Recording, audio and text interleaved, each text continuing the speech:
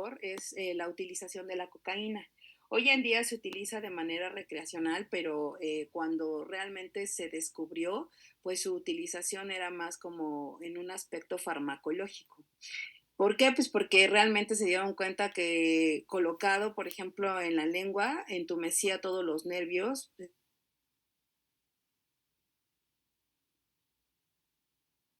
Realmente quien más explotó la situación científica con respecto a la cocaína, pues no sé si lo sepan que fue Freud.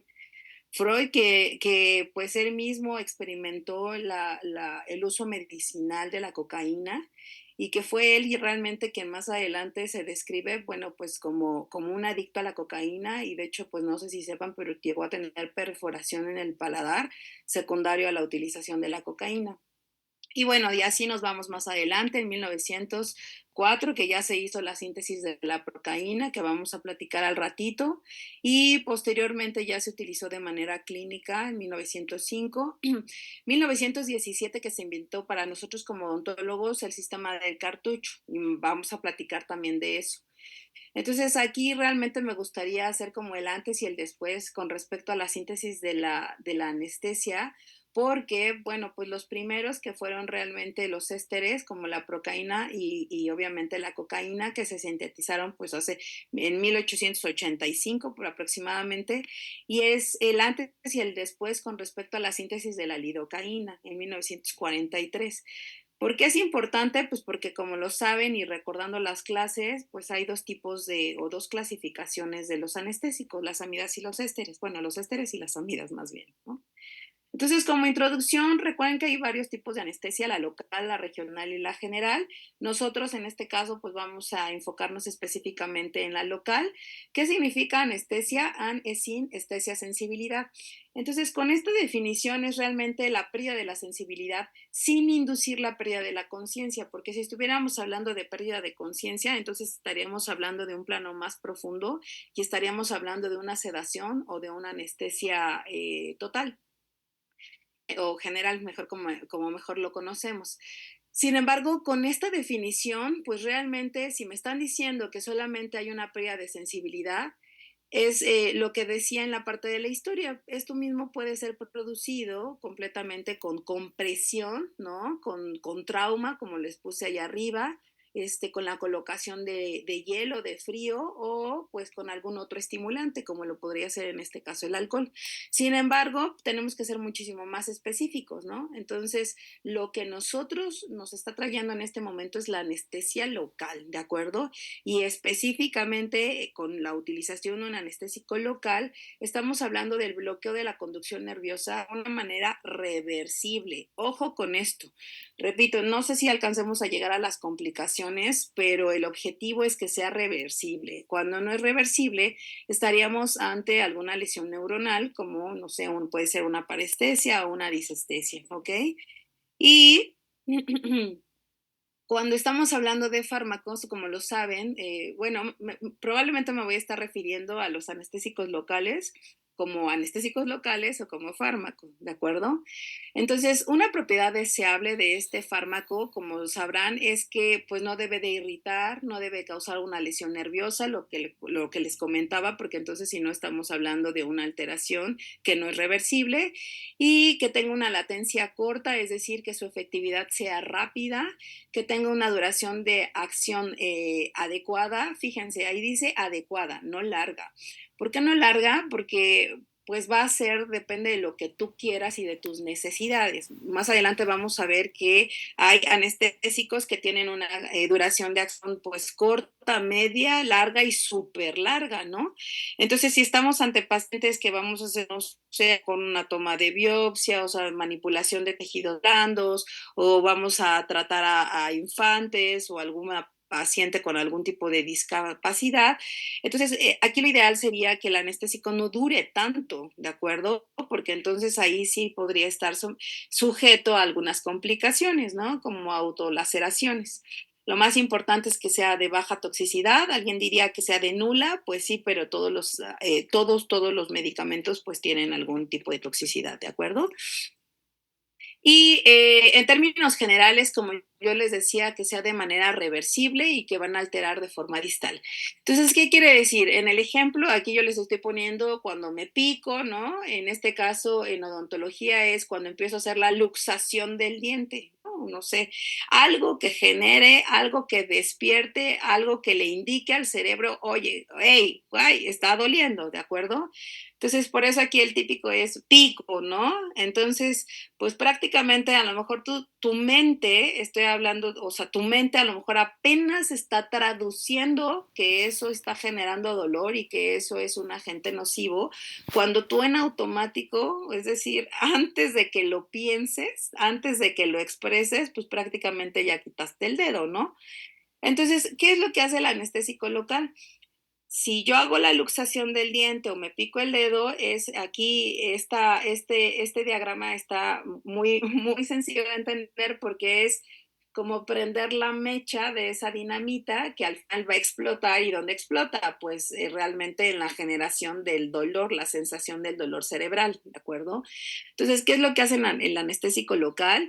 El anestésico local lo único que hace es como mojar esa mecha, ¿de acuerdo? De que te estás picando, te estás picando, de que te está luxando el diente, te están luxando el diente. ¿Cuál es la diferencia con el anestésico local? Que no va a permitir que ese impulso nervioso se traduzca o que llegue al cerebro y se traduzca como dolor y que por ende tenga una respuesta de regreso de, ay, me duele, quítate o haz algo porque está doliendo, ¿de acuerdo? Y esto es muy importante porque aquí hay un error muy común con los pacientes en el aspecto de, o yo lo veo seguido, en el aspecto de que le dicen, no te preocupes, no vas a sentir nada. Entonces el paciente, pues yo no conozco a ningún paciente que vaya feliz de la vida y con la mejor actitud. Por ejemplo, estoy hablando desde mi punto de vista como cirujana. Yo no conozco a ningún paciente que diga, ay, qué padre, voy a ir a quitarme un diente, ¿no? Me van a operar, ¿no? Estoy súper relajado. Pues la verdad es que no. Entonces todos llegan, aunque sean, aunque ya hayan tenido experiencias previas, pues todos llegan pues nerviosos, ansiosos, ¿no?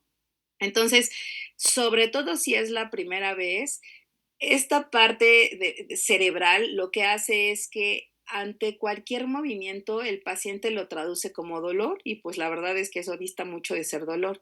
Entonces un error muy común es decirle al paciente que no va a sentir nada. Es anestesia local, el paciente va a sentir absolutamente todo, todo. Entonces, es importante que nosotros definamos con el paciente es, mira, el anestésico local lo que va a hacer es como apagar el switch del dolor, ¿de acuerdo?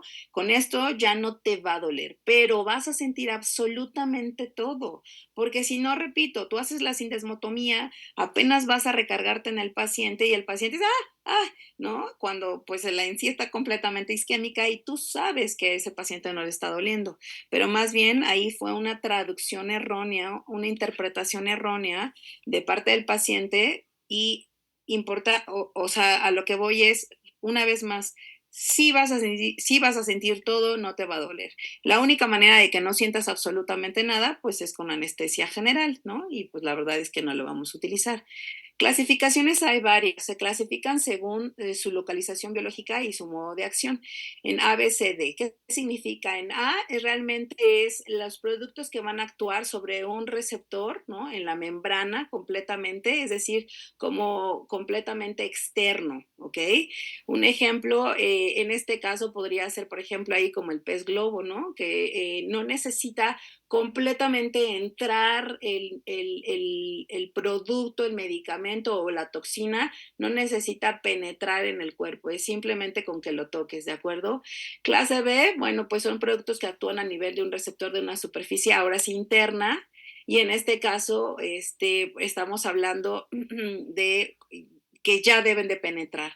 La clase C son productos que actúan mediante un mecanismo físico-químico independiente del receptor. Es decir, por ejemplo, cuando tú colocas anestesia tópica, ¿no? Vas a hacer, quieres, no sé, quieres anestesiar en la zona de los dientes anteriores superiores, ¿no?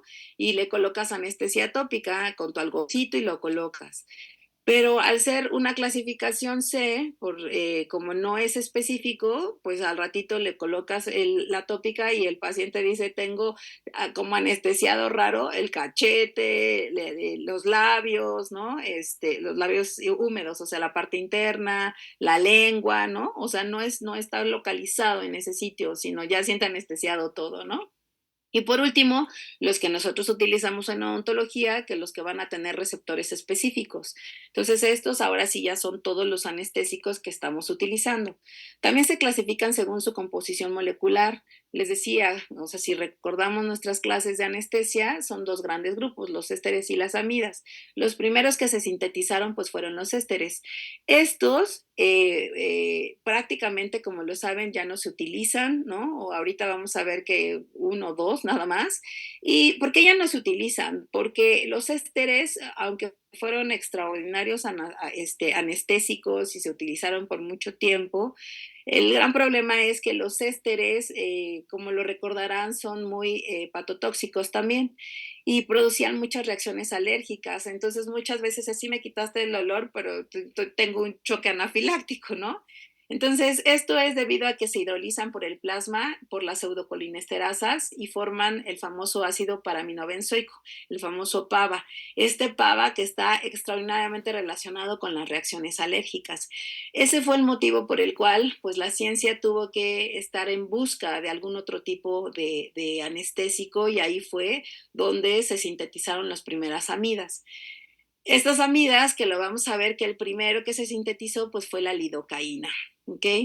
También se van a clasificar según su estructura química. Bueno, ya los decíamos, los ésteres y de las amidas. De los ésteres, bueno, no los voy a repetir todos, ahí está la tabla, pero de los ésteres probablemente el que más conozcan pues es la famosa tetracaína, ¿no? O la procaína, pero existen muchos otros.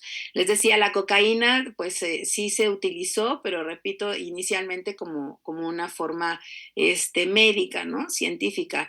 Y las que utilizamos actualmente, que son las amidas, ¿no? La articaína, la bupi, en este caso aquí en México la lidocaína, la mepi y la prilocaína. La articaína también la utilizamos mucho aquí en México. Las otras no las tenemos aquí en México, algunas sí, pero no para uso odontológico, no, sino para uso médico. También se van a clasificar según su velocidad de inicio, lo que les decía, la latencia, qué es lo que quieres, ¿no? Yo creo que aquí prácticamente todos realmente sí querríamos una latencia corta. ¿Por qué? Porque recuerda que la latencia es en el momento que tú lo infiltras, es el tiempo y lo que empieza a hacer efecto, ¿no? Entonces eso sí queremos que sea pues rápido, ¿no? Y de inicio rápido pues es la lidocaína y la mepivacaína y la prilo. Ahora, importante de duración, en la clasificación también según la duración de la acción. ¿Qué es lo que quieres? ¿Qué es lo que vas a hacer? ¿No? Entonces, de duración corta, bueno, pues la procaína, que ya casi no se usa, duración moderada, pues prácticamente tenemos todas las que utilizamos en odontología, y de duración larga, vamos a tener la bupivacaína y la ropivacaína. Sí existe, ahorita vamos a platicarlo, en esto sí existe, la única que existe para uso odontológico de larga duración es la bupivacaína, pero no está comercializada aquí en México. Sí pueden encontrar, ustedes si quieren pueden ir a Lanceta, ¿no? A comprar sus insumos médicos y van a ver ahí en el escaparate probablemente la bupivacaína, no probablemente, van a ver la bupivacaína, pero la van a ver en el vial médico, ¿no? El botecito, no la van a ver por cartucho. Ahora, ¿cuáles son los factores que afectan la transformación de un anestésico local? Pues sumamente importante la función hepática y la función renal, ¿no? Porque en el caso de la función hepática, las amidas se van a aumentar, es decir, depende realmente la alteración que tenga el paciente porque se van a unir a las proteínas plasmáticas del anestésico local y esto puede llegar a tener alguna alteración en su biotransformación y su distribución. Entonces hay que tener mucho cuidado con aquellos pacientes que tengan alguna alteración hepática. Y en el caso de los pacientes que tengan alguna alteración renal, que cada vez los estamos viendo más secundarios a una diabetes o una hipertensión, más a una diabetes, hay que tener cuidado porque hay que disminuir la dosis máxima calculada del fármaco. ¿Cómo se hace eso? Ustedes seguramente se los enseñaron, si no más adelante lo vamos a ver, ¿de acuerdo?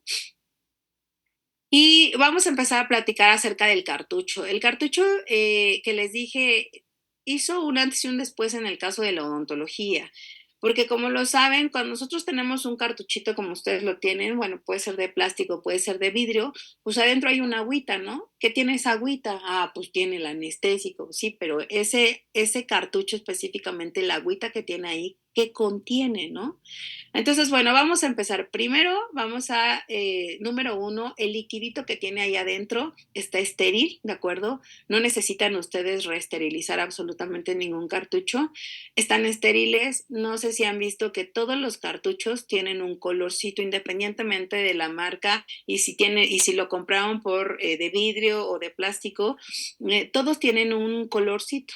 Este color realmente se supone que es un codificador internacional que, repito, sin importar la marca, no importa en dónde estés, ¿no? En este caso, por ejemplo, si tú ves que tu cartucho tiene ese color rojo, la clasificación internacional dice que pertenece a lidocaína al 2% con 1 en 100.000 de epinefrina. Entonces, para eso existe la codificación, por el idioma, por la estandarización y por si alguno de ustedes hace algún proceso de desinfección de sus cartuchos, no sé si lo han visto o si lo han hecho, eh, que le ponen algún desinfectante, por ejemplo, al cartucho y se borra, probablemente se borran las letras, pero lo que no se borra es la codificación, o sea, no se borra el color. Entonces, si se llega a borrar, pues tú ya sabes que ese color rojo, estamos hablando de lidocaína al 2% con 1 en 100.000. Ahora, algo importante es cuánto líquido tiene en ese cartucho, cuánta agüita. Voy a decir agüita porque más adelante vamos a ver que pues no es el anestésico, sino son varios componentes. Ese contenido que tiene ese cartucho, ¿a cuánto corresponde? Bueno, corresponde a 1.8 mililitros. Yo soy malísima en las matemáticas, pero malísima, ¿no? Era la más burra de matemáticas. Y yo siempre lo que hago es aprendo mucho, por ejemplo, todas las cifras de los laboratorios, etcétera. Yo soy malísima para aprenderme que son 18.450, ¿no? Entonces mi mente en automático lo que hace es redondear, ¿no? A 18.500, por ejemplo. Entonces, yo en esta parte decía, ¿por qué 1.8 mililitros? O sea, ¿qué les costaba redondearlo a 1 o a 1.5 o mejor a 1? 1.8 está más cerca de 2 mililitros, ¿no? Entonces yo decía, ¿por qué se complicaron la vida? Yo trato de ser muy práctica. Entonces yo hubiera hecho un cartucho que sea de 2 mililitros, no de 1.8, qué ganas de molestar, ¿no? Bueno, pues históricamente les cuento que cuando se sintetizó el cartucho efectivamente y se patentó, ahorita obviamente ya no está patentado, bueno, no se patentó, se llama algo que se llama registro, se hace un registro, no es una patente, sino un registro. Entonces, cuando se hizo el registro, pues se hizo de 2 mililitros, ¿no? Pero ¿cuál fue la sorpresa? Que no habían contemplado que sí o sí ese cartucho en su interior debe de tener una burbuja. Más adelante lo vamos a ver, la famosa burbuja de aire, ¿no? Entonces esa burbuja de aire ocupa espacio.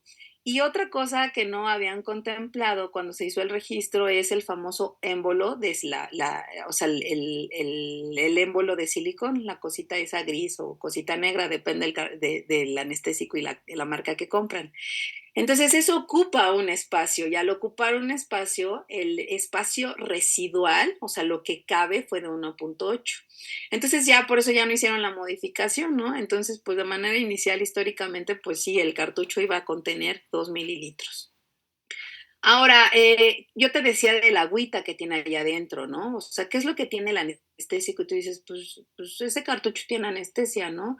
Pero es importante que platiquemos que el anestésico que está ya dentro, lo que está ya dentro, debe de ser o se describe en porcentaje, ¿no? Entonces, cuando decimos, pues es que es lidocaína al 2%, es mepivacaína al 3%, es articaína al 4%, ¿no? Entonces, esto es sumamente importante porque lo vamos a ver que de esto va a depender realmente cómo se va a hacer el cálculo del anestésico para de manera individual, ¿no? Entonces, sí es importante y es relevante platicar del porcentaje. Para llegar a ese cálculo por, o sea, por kilogramo de peso de cada paciente, lo podemos hacer de dos maneras, como la forma rápida, por así decirlo, y la forma ahora sí ya más de cálculo, ¿no?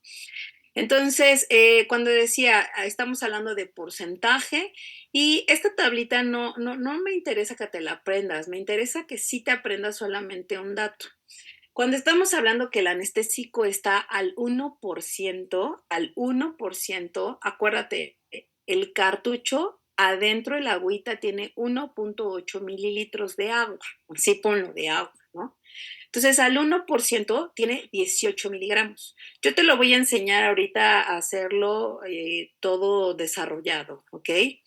Pero si dices que flojera esta vieja sábado a las 8 de la mañana, no me interesa, pues apréndete esto. No necesito que te aprendas tampoco toda la tabla. Si solamente te aprendes que el anestésico al 1% en 1.8 mililitros, adentro en miligramos del anestésico, en miligramos del medicamento va a tener 18 miligramos. Si solo te aprendes eso, pues ya es muy fácil, y aunque seas bien burro como yo, es bien fácil que dices, ok, pero pues yo no conozco, o sea, sí hay, y a lo mejor sí lo tienes en tu cajón ahí en el consultorio, pero digas, pero pues yo no utilizo el 1%, ¿no? O sea, casi todos son al 2%. Pues muy fácil, si te preguntan, oye, ¿y al 2%, ese cartuchito, doctora, que tienes ahí adentro, cuánto medicamento tiene? ¿Cuánto anestésico? Pues muy fácil, si al 1% tenía 18 miligramos, pues al 2%, ¿cuánto será? Pues el doble de 18, que son 36, ¿de acuerdo? Ay, no, pues es que me regalaron unos cartuchos de anestesia especiales, ¿no? Me dijeron que son especiales porque pues casi no hay muchos de estos. Sí hay en México, ¿eh? Pero está a 0.5, ¿no? ¿Cuánto medicamento tendrá ahí adentro? ¿Cuánto anestésico tendrá? Pues muy fácil. Si al 1% tiene 18 miligramos, si este cartuchito tiene 0.5 de porcentaje, pues ¿cuánto tendrá? Pues muy fácil. ¿Cuánto es la mitad de 18? Pues 9. Entonces tiene 9 miligramos, ¿no? Vamos a pensar en la mepivacaína que viene al 3%, ¿no?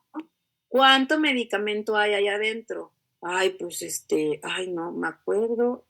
Pues sí, mira, si al 1% tiene 18 miligramos, ¿cuánto es 18 por 3? ¿Por qué por 3? Pues porque estamos hablando que es al 3%. Pues 54. Y ya por último, por ejemplo, la articaína, que yo amo y que adoro la articaína, más adelante lo van a ver por qué, que esa viene al 4%, es un chorro de concentración, ¿no? Entonces, si al 1% hay 18 miligramos, pues al 4%, ¿cuánto es 4 por 18? Pues 72. Entonces, en cada cartuchito hay 72 miligramos por cartucho. ¿Qué tiene esa agüita que tiene el anestésico?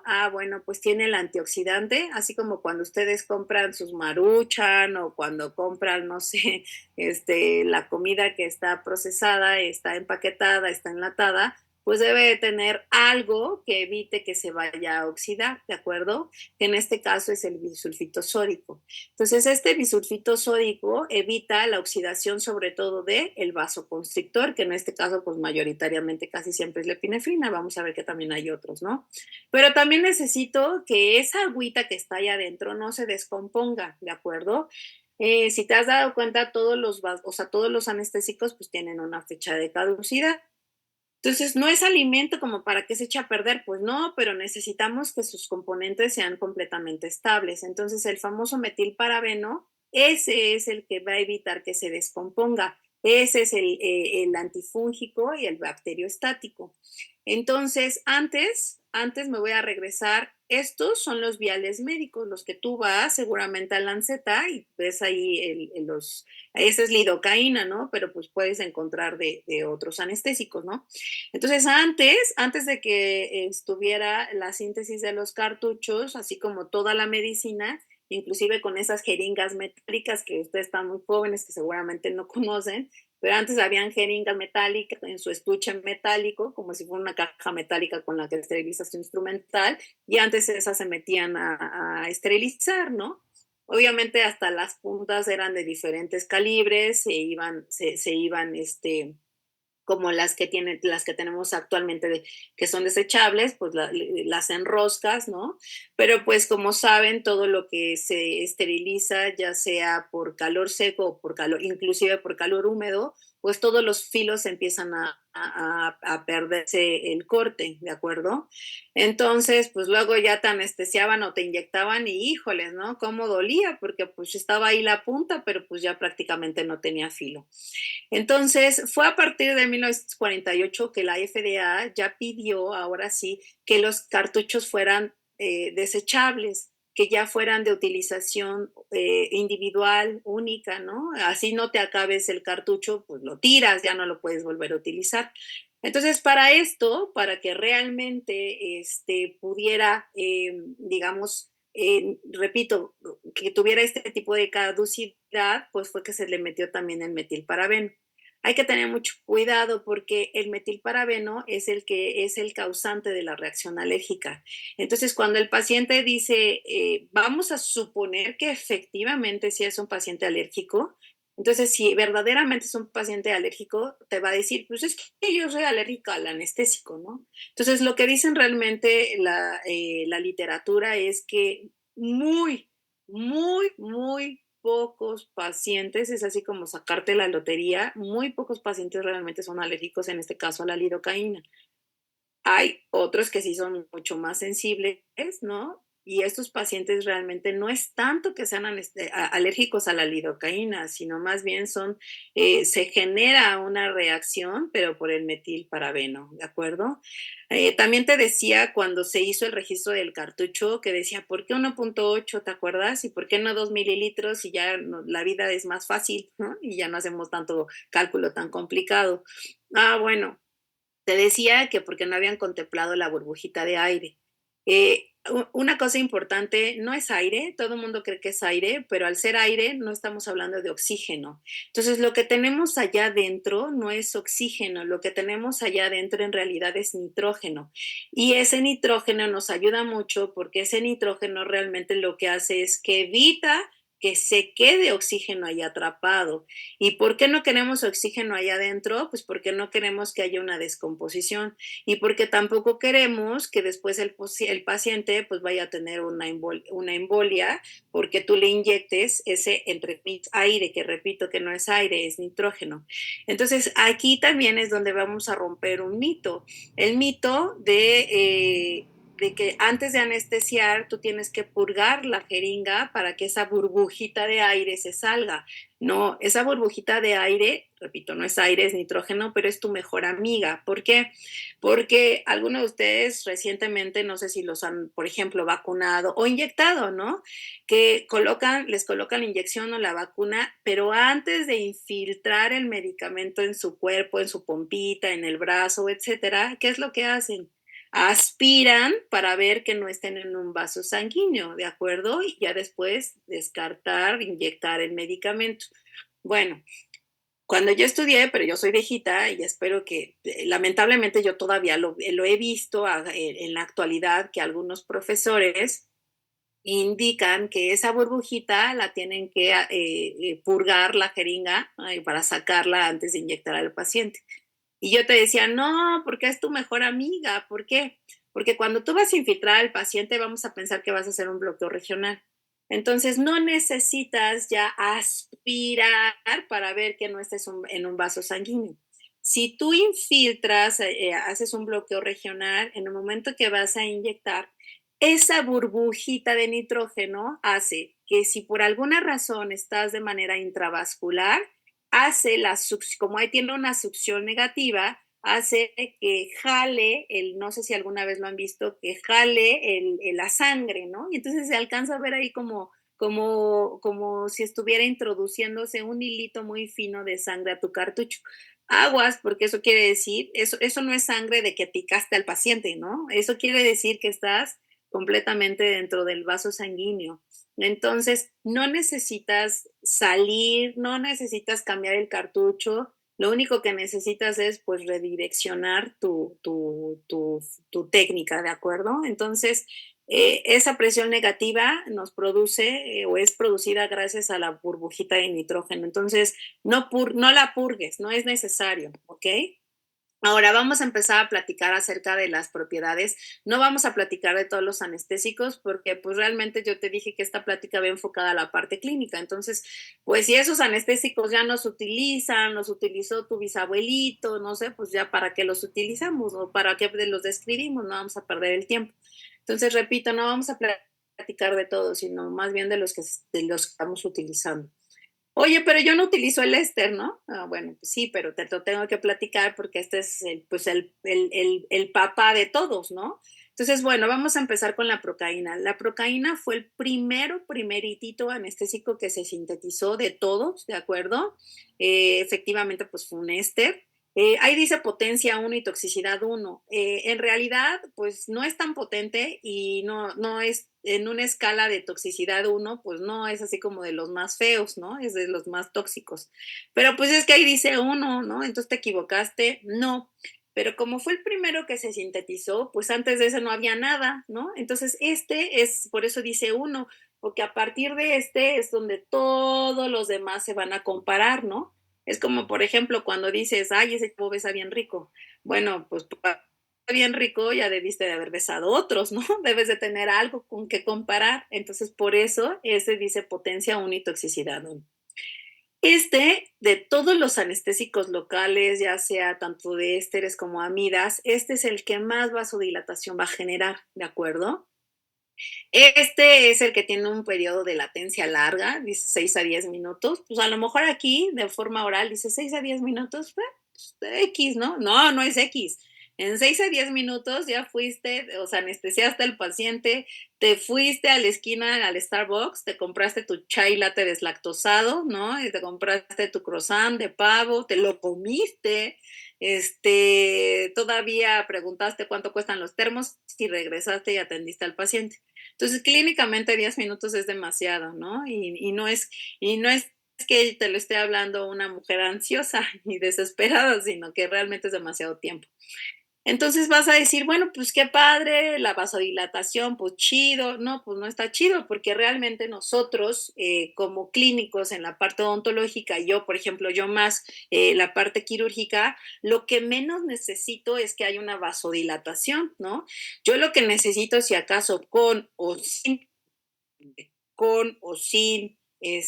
vasoconstrictor, yo necesito que ese medicamento pues realmente no me esté dilatando los vasos sanguíneos, ¿no? Entonces, pues realmente hablando quirúrgicamente no es algo que me interese. Entonces, bueno, pues realmente en este caso se dejó de utilizar igual que todos los ésteres, o bueno, casi ya no se utiliza porque pues los efectos de la alergia pues eran altos, ¿de acuerdo? Sin embargo, en el área médica sí se sigue utilizando. ¿Por qué? Porque si una de sus grandes propiedades es la vasodilatación, a mí como cirujana, pues no me interesa, pero a un médico sí le va a interesar porque esa vasodilatación lo que va a hacer es que va a romper espasmos arteriales. Entonces se utiliza como un medicamento ya no tanto con sus efectos anestésicos, sino se utiliza más bien por sus efectos médicos, ¿no? Porque si el paciente tiene esa vasoconstricción que puede terminar en esa angina, tal vez de pecho podría terminar en un infarto, pues le puedo dar la procaína para romper esa vasoconstricción, ¿de acuerdo?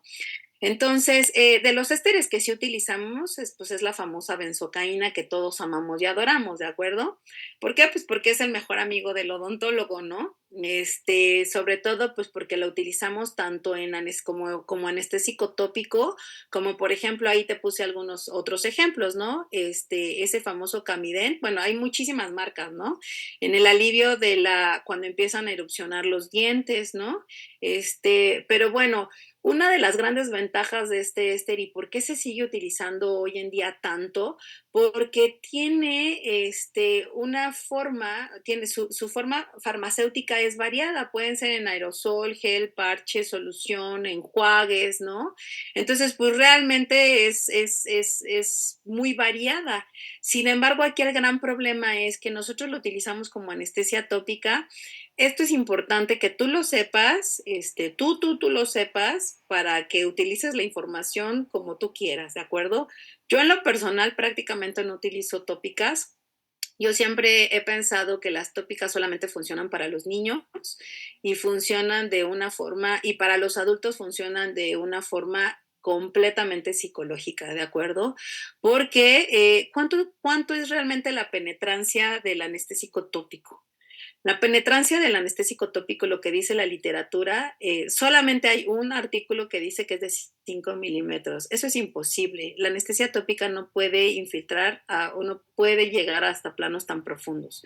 El promedio de, de todos los artículos mencionan que la profundidad es hasta de 3 milímetros. Eso tampoco es verdad. Realmente la penetrancia de los anestésicos tópicos es de 1 a 2 milímetros. Entonces, cuando tú vas a infiltrar a un paciente, vamos a pensar sobre todo el regional de, ay, no me voy a poner la pastita. Pues sí, pero pues realmente va a infiltrar, va a penetrar 2 milímetros. ¿Cuánto vas a meter tu jeringa? ¿Cuánto vas a meter tu aguja? Pues estamos hablando que vas a meter tu aguja, que 15 milímetros, 20 milímetros, no sé si anestesias con larga. Yo no, yo nomás anestesio con corta, pero si vas a meter larga, pues a lo mejor estamos hablando que vas a meterle la aguja al paciente 20 milímetros, cuando realmente la penetrancia del anestésico tópico es de 1 a 2 milímetros, ¿no? Entonces, también lo vamos a platicar al ratito cuando estemos hablando de las innovaciones en la parte de los anestésicos. Lo que duele realmente, eso no es un comentario personal. Todo lo que yo diga aquí no son comentarios personales, todo es basado en evidencia.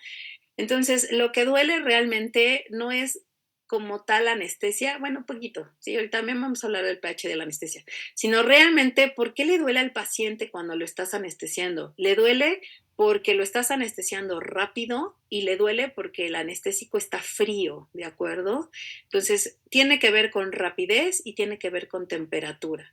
Entonces, ¿quieres realmente que no le duele al paciente? ¿No? Entonces yo le digo a los pacientes, no te preocupes, te voy a anestesiar súper rápido que no te vas a dar cuenta. Eso le digo yo a los pacientes, pero realmente no es así. Los anestesio con toda la lentitud del mundo, ¿de acuerdo? Pero repito, un paciente que de por sí viene ansioso y que no le gustan las agujas, pues no le puede decir, te voy a anestesiar muy lento para que no te duela. Claro que no, si a mí me dicen eso me muero, ¿no? Yo digo, no, anestésiame rápido. Pero repito, lo que duele realmente es la velocidad, ¿ok? Entonces, por ese motivo es que yo digo que, bueno, no digo yo, lo dice la ciencia, ¿no? Que realmente en un paciente adulto la parte de la anestesia tópica, pues nada más es una situación psicológica, ¿de acuerdo? Entonces ya cuando un paciente me dice, no me la vas a poner, yo digo, pues si quieres, ¿no? Y se la pongo, ¿no? Pero pues es más por él. Si yo la anestesio lento, ¿no? Ya no hay dolor. Ahora, ¿por qué? También lo vamos a ver más adelante. No sé si sepan, pero la Asociación Americana de Pediatría ya completamente tiene una alerta médica en la no utilización de la benzocaína en los pacientes pediátricos, ¿no?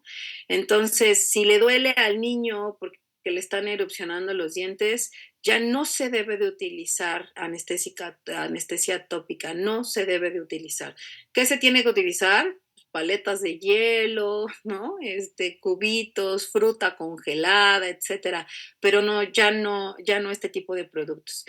¿Y en qué otras cosas se utilizan? Bueno, pues se utilizan, por ejemplo, para las pastillas, para el dolor de garganta, no están curando, solamente pues como es un anestésico tópico, pues solamente es lo que dure. Y, por ejemplo, esta parte de la forma farmacéutica tan variada, en el caso, por ejemplo, actualmente hasta en los condones, ¿no? Que lo que hace realmente es, por ejemplo, lo mencionan como el condón como para retrasar un poco, pues lo que hace pues es adormecer un poco, ¿no? Entonces, no tenemos nada en contra, si lo necesitas y lo tienes que utilizar, utilízalo, pero utilízalo con conocimiento, ¿de acuerdo? Y, bueno, perdón, y repitiendo, pues no deja de ser un éster, ¿no? Entonces, al ser un éster, pues realmente puedes condicionar a una reacción alérgica. Pero es que es tópico, pero es que es una pomadita, pues sí, pero sigue siendo éster, ¿no? Y realmente no es que esa pomadita nada más se quede ahí. O sea, en realidad, pues para hacer su efecto tiene que ser absorbido, ¿ok?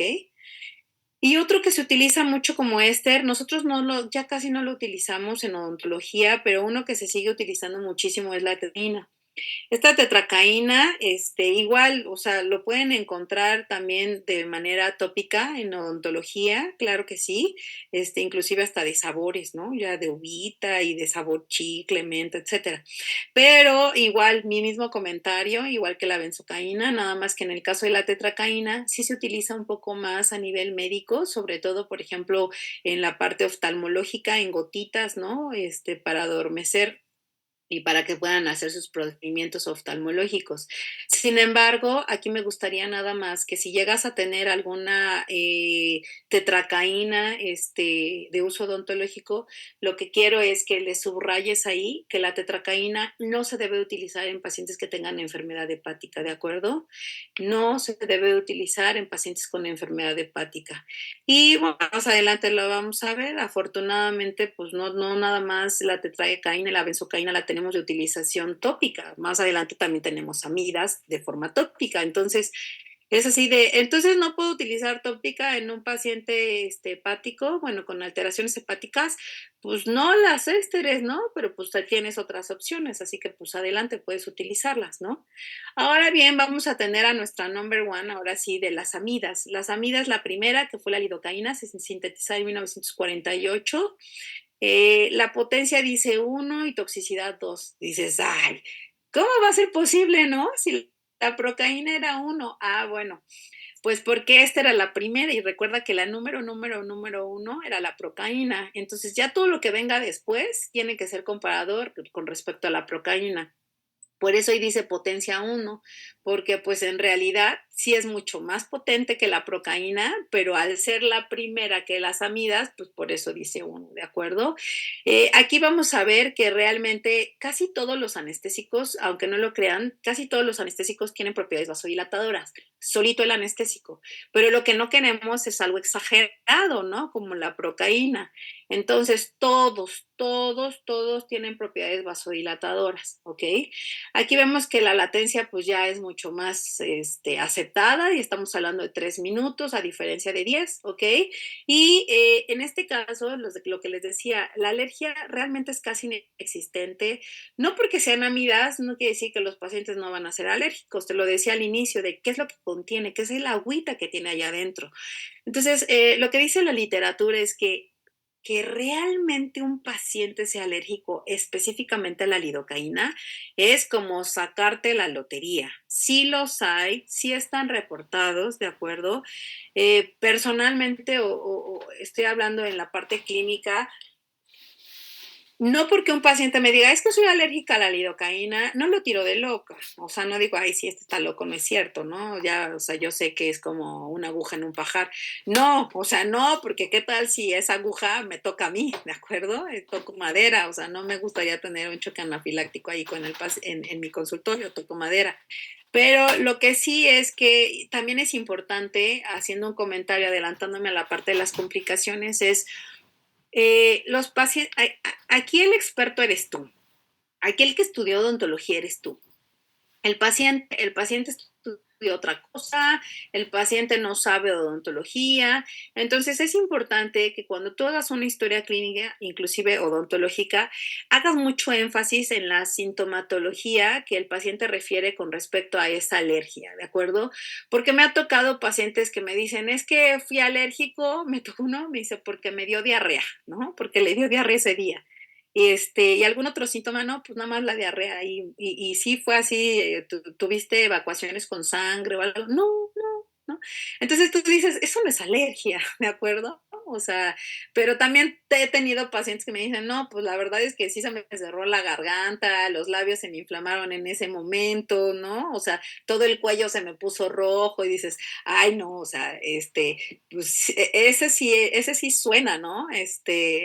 Ahí sí por eso digo, es importante que platiques con el paciente para saber a qué le dice alergia el paciente, ¿de acuerdo? Ahora la otra. Cuando no estamos hablando de una alergia, es importante porque nosotros creemos que la lidocaína es como el tío bonachón que todos queremos, ¿no? Ese que es bien buena gente, que no le hace daño a nadie, bien lindo, ¿no?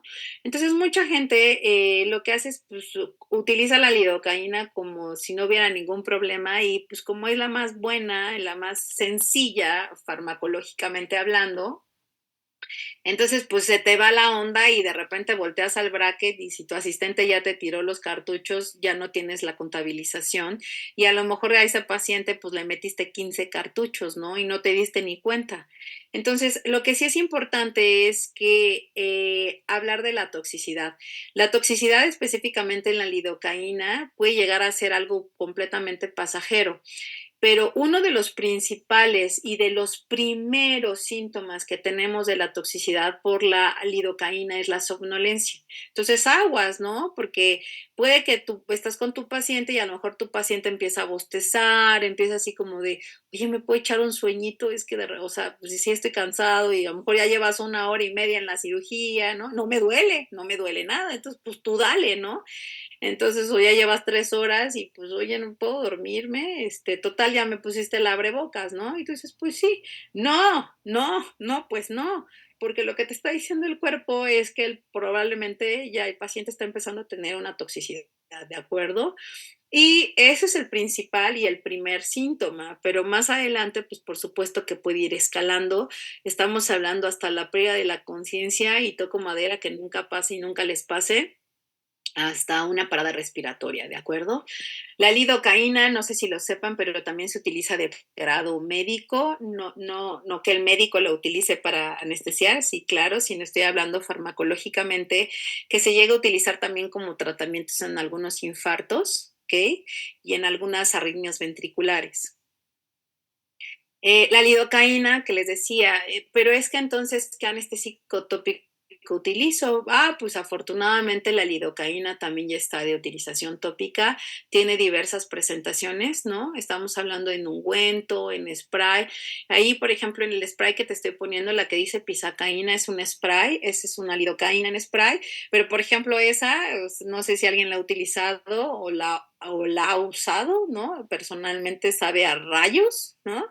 Afortunadamente tenemos también las odontológicas, como las que son las de abajo. Ese es un ejemplo, ¿eh? Ustedes compren la que quieran, que ya la tenemos de sabores o sin sabor, ¿no? Pero la tenemos de uso igual al odontológico. Entonces, pues bueno, realmente en casos, por ejemplo, que yo te recomendaría que si necesitas la utilización de la anestesia tópica, pues tú eches mano mejor en este caso de la lidocaína, ¿no? Algo importante que ya no comenté de los niños, la Asociación Americana de Pediatría, les decía, ya puso una alerta de la no utilización de la benzocaína en el caso de que está la erupción de los niños, ¿no? Si tú necesitas utilízala en niños, ¿de acuerdo? Pero utilízala, ellos hicieron la recomendación específicamente en la erupción. Y cuando estamos hablando de la erupción es que pues al niño le está saliendo el diente, entonces le dices a la mamá, pues póngale, ¿no? O le salió un aftalí, pues usted póngale. Pero estarle poniendo, estamos hablando de repeticiones. Ese es el problema de las repeticiones. Entonces, quiere decir que si tú acabas de comprar tu anestesia y la tienes en tu consultorio, ¿la puedo utilizar? Sí, sí la puedes utilizar, pero la vas a utilizar a lo mejor porque viene el niño y se va a hacer, no sé, un ejemplo que se me está ocurriendo ahorita práctico, vas a hacer una frenilectomía, pues el niño no va a estar viniendo todos los días a que le haga una frenilectomía, ¿no? Entonces estamos hablando de un evento único, ¿la puedo utilizar? Pues sí, sí la puedes utilizar, ¿no? O sea, yo sí le pondría a ese niño la tópica en el frenillo previo a que vaya ahora sin filtrar, ¿no? Porque pues son niños, ahí hasta el aire les duele por el miedo, ¿no? O sea, no por otra cosa más que por eso, ¿de acuerdo? Entonces, sí, o sea, no estoy en contra de la tópica, utilícenla, ¿no? O sea, adelante. La siguiente es la metivacaína. Para mí, la verdad es que este es uno de mis anestésicos consentidos. Es más potente, por supuesto, que la lidocaína, pero ¿por qué es consentida a diferencia de lidocaína, por ejemplo, para mí? Porque la mepivacaína, esta solita, la mepivacaína, es decir, por ejemplo, al 3%, ¿no? La lidocaína solita, solita, solita, produce una ligera vasoconstricción. Entonces, ¿por qué me encanta? Porque vamos a pensar que el paciente es multialérgico, y entonces pues no le pongo el vasoconstrictor. Vamos a pensar que mi paciente es cardiópata, pues no le pongo el vasoconstrictor, ¿no? Vamos a pensar que necesito un poquito más de tiempo, ¿no? De trabajo, no de latencia, sino de trabajo, pues le meto la mepivacaína. Entonces, por donde lo veas, pues la mepivacaína realmente pues está padre porque me da mucho, o sea, solita, sin que le agregue nada, la mepivacaína me da mucho. Entonces, por ejemplo, sin vasoconstrictor, el anestésico me dura aproximadamente 20 minutos en encía. Si hago un bloqueo regional, estamos hablando de unos 40 minutos, pero si infiltro partes blandas, ¿no? Estamos hablando de que puede llegar hasta la duración de mi anestésico puede llegar a ser hasta de 2 horas, ¿no? Entonces, por eso la mepivacaína sin vasoconstrictor es una de tus opciones que debes de tener en el consultorio, ¿de acuerdo? Para aquellos pacientes que no esté indicado la utilización del vasoconstrictor. Pues ahí sí, pues la lidocaína también, ¿no? Pues sí, claro, claro, claro. Pero si tú comparas la mepivacaína y la lidocaína, pues entre los dos, pues no hay mucho donde hacerse. Por supuesto que gana completamente la mepivacaína. La siguiente es la prilocaína. La prilocaína es el más utilizado, el más comercializado, ¿no? Estamos hablando que es el famoso Citanés. Específicamente el Citanés como marca es de los que más se utilizan a nivel odontológico, la prilocaína me refiero, pero es de los más caros, no sé quién la utilice, se utiliza mucho, o sea, mucho, mucho, mucho, pero yo casi no lo utilizo, y no nada más por el costo, sino en realidad la prilocaína es un extraordinario, extraordinario anestésico, igual es muy potente, pero aquí quiero que si tú le estás utilizando, porque pues eso es lo que has utilizado toda tu vida o no sé, debes de saber que hay un problema con la prilocaína. Es muy potente, pero la prilocaína, bueno, el metabolismo se va a hacer en el hígado, va a producir su metabolismo, va a producir dióxido de carbono, ortotoluidina, y el problema es que esta ortotoluidina va a provocar lo que se conoce famosamente como la metahemoglobinemia. ¿Qué significa? Que va a reducirse completamente la capacidad de transporte de oxígeno en la sangre. Entonces dices, chanclas, ¿no? O sea, ¿cómo? Cuando haya una síntesis de este anestésico, ¿puede existir la probabilidad de que disminuya el transporte de oxígeno? Sí, la respuesta es que sí, ¿de acuerdo? ¿Esto quiere decir que es en todos mis pacientes? No, por supuesto que no. Si fueran todos los pacientes tendría completamente una alerta médica, ¿no? O inclusive pues ya ni siquiera se vendería, ¿no? Porque es así como decir, pues sí, ves un buen anestésico, pero te va a disminuir el transporte de oxígeno. Pues nadie la compraría, ¿cierto? Entonces, no, no es que lo produzca en todos los pacientes, es que existe la posibilidad, a diferencia de, por lo menos de la lidocaína y la mepivacaína, no te produce la metahemoglobinemia. O sea, no hay manera, ¿de acuerdo? Pero la prilocaína sí existe esa posibilidad. Entonces, bueno, pues hay que tener mucho cuidado con esto. Clínicamente sí o sea, sí, yo una vez lo vi con el paciente, afortunadamente fue nada más transitorio y fue en el primer cartucho, gracias a Dios. Clínicamente, como lo describe la literatura, lo que ves directamente es, alcanzas a ver una pequeña cianosis en los labios, ¿no? Como si estuviera haciendo mucho frío, ¿ok? Entonces, bueno, pues nada más hay que tener cuidado. La toxicidad, pues son muchísimo menos que la lidocaína, fíjate, y eso que la lidocaína ya dijimos que es como el tío que todos queremos, ¿no? Bonachón. Sin embargo, la forma de la toxicidad es menor con la prilocaína. Entonces, como ven, pues unos tienen ventajas y otros tienen desventajas, ¿no? Entonces, en este caso, lo que sí, la prilocaína, ¿cuál es una de sus grandes ventajas? Porque tú vas a decir, pues entonces mejor la borro del mapa, nunca en la vida entonces la compro. Pues no, porque has de saber que en pacientes cardíacos, pues realmente aquí quiero que apuntes esto, porque a mí igual me voy a adelantar. En los pacientes cardíacos realmente con vasoconstrictor está, y te lo voy a explicar todo, pero nada más quiero que aprendas esto, que en los pacientes cardíacos o con alguna alteración cardíaca, como son casi todos los pacientes hipertensos, tú puedes administrar 2 cartuchos de lidocaína con epinefrina, en uno en 100,000, 2 cartuchos, ¿de acuerdo? Si necesitas más anestesia, pues utiliza más anestesia, pero sin vasoconstrictor. ¿Cuál es la ventaja de la prilocaína? Esto es importante, que en los pacientes cardíacos puedes llegar a utilizar hasta 4 carpules, ¿de acuerdo? 4. Y también está indicado para pacientes episensibles, ¿de acuerdo? Entonces, sí tiene grandes ventajas, por supuesto que tiene grandes ventajas, pero también como tiene grandes ventajas, también tiene grandes desventajas, ¿no? Que es esa como azar, como a echar un volado de esa famosa metahemoglobinemia. ¿Cuál es el problema? Que te estoy diciendo que puede existir la probabilidad, pero pues a lo mejor también aquí es como una aguja en un pajar, ¿cierto? Pero ¿qué pasa si realmente el paciente aparte, como cada vez estamos viendo igual más chavitos, tiene anemia? Entonces, ya no es ese azar, esa probabilidad está incrementando, ¿de acuerdo? Entonces, tiene anemia el paciente o el paciente tiene una insuficiencia cardíaca o tiene una insuficiencia pulmonar o te dice peor aún que tiene metahemoglobinemia idiopática. Ay, pues ahí sí ya dices, ya no hay manera, ¿no? O sea, ya te estás comprando completamente el boleto ganador. Entonces es importante que no se utilice bajo esas condiciones y lo más importante, si la llegas a utilizar, qué padre, tu paciente es súper sano o no lo sé, es la que tienes, nada más, por favor, no vayas a medicar al paciente, también apunta esto, no mandes paracetamol, ¿de acuerdo?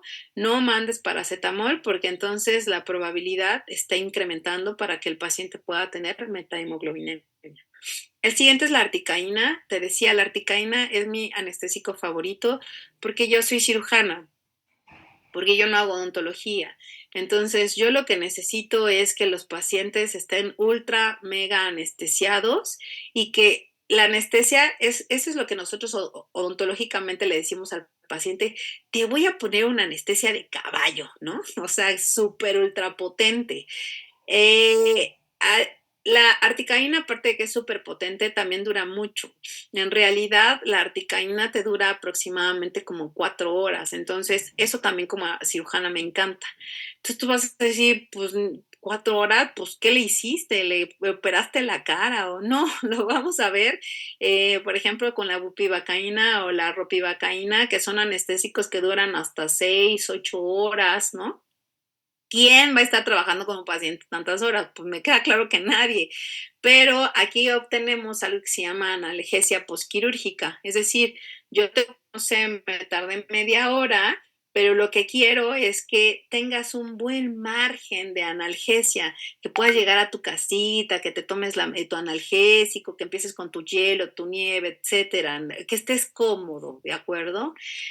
Entonces, como el articaína es extraordinariamente potente, es el medicamento favorito este estudio o estos estudios no son en México, son conocidos como el anestésico que no suele fallar y lo puse entre comillas porque no lo digo yo, o sea, así lo describe la literatura, porque es tan potente que si no eres tan trucho en la anestesia, el paciente se anestesia porque se anestesia, ¿de acuerdo?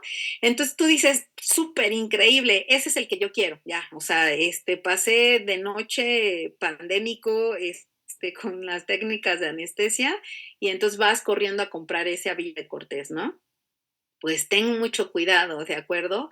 Porque la literatura, y te lo pongo, te digo que ojalá lleguemos a esa parte, es el que más complicaciones tiene, porque al ser tan potente, es el que más parestesias tiene reportadas. y parestesias de larga evolución. Es decir, no es la parestesia de horas o días, es la parestesia de meses. Entonces, ten mucho cuidado porque así como es potente, pues lógicamente también va a ser potente para las complicaciones, ¿de acuerdo? Porque es el que no suele fallar porque difunde extraordinariamente en tejidos blandos y duros, ¿no? Por eso te digo, sí o sí, el paciente se va a anestesiar, ¿no? Pero también ten mucho cuidado, porque ¿qué crees? Que la articaína es primo hermano de la prilocaína. ¿Y qué? Me voy a regresar. ¿Y qué platicamos de la prilocaína? Platicamos de la posibilidad de qué, de la metahemoglobinemia. Entonces, si la articaína es prima de la prilocaína, existe la posibilidad, de acuerdo, de que también el paciente pudiera, no tanto como la prilocaína, pero existe la posibilidad de que el paciente también podría tener una metahemoglobinemia, ¿de acuerdo? No tan marcado con la prilocaína, pero puede existir la posibilidad. Completamente contraindicada la articaína en aquellos pacientes alérgicos a la sulfa, porque contienen metilparaben, ¿no? Entonces, pacientes, apúntalo, pacientes que me digan que son alérgicos a las sulfas, no utilizo la articaína. ¿Cuáles son las que más se utilizan aquí en México? Esta, que es la turbocaína y la medicaína. Son exactamente lo mismo, ¿no? Antes la diferencia es que la de medicaína era en cartucho de vidrio. Esa de turbocaína de Seiko ya también está, todas eran de plástico, ahora es de vidrio. Igual respondiendo, no hay ninguna diferencia entre si son de plástico o son de vidrio, ¿de acuerdo? Sirven exactamente para lo mismo, la única diferencia es que pues, son muchísimo más caras, ¿de acuerdo? No es una anestesia barata, ahorita no sé en cuánto está, ya tiene mucho que no compro, pero no es una anestesia barata, yo creo que ha de estar como en unos 1,000 pesos la caja, no sé, más o menos, no sé. La siguiente es la bupivacaína. Esta, te lo puse ahí, está en el vial médico, ¿no? Estamos hablando de el vial ese de 30 mililitros, ¿no? Lo pueden encontrar hasta de 50. Eso ustedes inclusive la pudieran comprar sin receta, pero pues yo digo, pues ¿para qué, no? Digo, nada más para que sepas que se vende en México. La bupivacaína también tiene comercialización en cartucho odontológico, pero no en México, ¿de acuerdo? Y ve, la potencia es la más potente de todas. Esa es la que puede llegar a durar hasta entre 6 a 8 horas, la anestesia. Y lo que te decía, pues tantas horas, pues ¿por qué vas a hacer, no? ¿Le vas a hacer un trasplante de cara o qué? No, aquí el problema, bueno, no el problema, aquí la ventaja o la indicación que tiene es que por supuesto que se utiliza no nada más para procedimientos largos, repito, como te decía, pudo haber sido un procedimiento corto, más bien aquí lo que se utiliza es para darle una analgesia posquirúrgica al paciente, ¿de acuerdo? Entonces, en este caso, procedimientos largos, tiene un control del olor posquirúrgico y por supuesto que está completamente contraindicada, igual por ejemplo que la articaína en niños o en pacientes con alguna discapacidad por la probabilidad de autolaceraciones, ¿de acuerdo? Entonces, igual que la bupivacaína, ya no lo mencioné, pero otro que se utiliza es la ropivacaína. Esa dura hasta 10 horas. Esa no hay odontológica, ni en México ni en el mundo, nada más para que lo sepan, por si lo ven ahí en la farmacia, que digan, ¿y esto para qué es? Ah, pues es igual un anestésico de larga duración, ¿de acuerdo? Ahora, otra cosa importante con respecto a las interacciones, en este caso es, por ejemplo, la lactancia y los anestésicos locales. Puedes anestesiar sin ningún problema a tu paciente si te dices que estoy lactando, ¿no? Sin ningún problema puedes anestesiar. Aquí realmente lo único que hay, una alerta, ¿no? En lo que debes de tener muchísimo cuidado, repito, es en la anestesia tópica, ¿de acuerdo? Es decir, yo mamá, yo en mi persona puedo utilizar anestesia tópica, sí, sí puedes utilizar anestesia tópica. ¿Cuál es realmente el problema? Que utilices anestesia tópica que vaya a ingerir directamente el bebé, ¿de acuerdo? Es decir, que, no sé, vamos a pensar que el niño tiene dientes natales o o que no está habiendo una buena lactancia y no sé si sepan, pero que algunas mamás pueden llegar hasta sangrar del pezón, se les hacen costras, ¿no? Que es muy, muy, muy doloroso y que entonces hay prácticas en las cuales pues se ponen anestesia directamente en el pezón. Eso realmente, o sea, ponerse en el seno, en el pezón, en la parte donde vaya a entrar en contacto y que el bebé lo vaya a ingerir, eso realmente sí es de riesgo, ¿de acuerdo? ¿Qué tan riesgoso es? Pues puede ser tan riesgoso como tener alguna alteración gastrointestinal, ¿de acuerdo? Como causarle alguna arritmia al bebé, convulsiones o hasta la muerte. Ya hay reporte, por eso fue que la Asociación Americana de Pediatría hizo la alerta médica de la no utilización de la anestesia tópica cuando están erupcionando los dientes, porque sí han habido reportes de muerte por este causa. Entonces, bueno, los anestésicos locales como los ésteres, platicando te decía de los anestésicos tópicos, ¿no? Son rápidamente inactivados por la pseudocolinesterosa plasmática y es muy poco probable que se vaya a encontrar en la leche materna. Por eso te decía, si yo estoy lactando, o bueno, tienes un paciente que está lactando, ¿le puedo poner anestesia tópica, inclusive éster en ese paciente? Sí, yo personalmente disminuiría la probabilidad, aunque sea baja, la disminuiría y si necesito utilizar tópica, utilizaría lidocaína, ¿de acuerdo? Estoy hablando tópicamente. Ahora, ¿qué anestesia específicamente? Ya no estoy hablando de anestesia tópica. ¿Qué anestésico utilizan los pacientes que están amamantando? De preferencia la lidocaína. Ya dijimos que la bupivacaína sí hay odontológica, pero aquí no en México. Entonces, sin ningún problema, utiliza lidocaína en esas mamás que están lactando, ¿de acuerdo? No utilices nuevamente la prilocaína y, ¿por qué? Ya lo platicamos, por la probabilidad de causar una metahemoglobinemia, ¿no? Entonces, no utilices la prilocaína. Ahí sí, no puedo utilizar la prilocaína. Yo personalmente digo, pues demasiado es complicada la vida como para todavía ponerle un granito más. Yo también te diría, en este caso, si la mamá está lactando, yo diría, pues también tampoco voy a utilizar la articaína, ¿no? Aunque la probabilidad es menos que la prilocaína, pues para qué me arriesgo, ¿no? Ahora, la otra, las sustancias psicoactivas y los anestésicos locales. Esto no voy a causar debate, no voy a platicar sobre si se deben de legalizar o no, o sea, no es mi intención, solamente es importante que platiquemos nosotros como odontólogos. A lo mejor tú puedes odiar la cirugía, ¿no? Pero yo, a ver, te encanta la endodoncia o la prótesis o la parte estética, no sé, pero sí o sí a fuerza tú anestesias a un paciente, o sea, sí o sí, ¿no?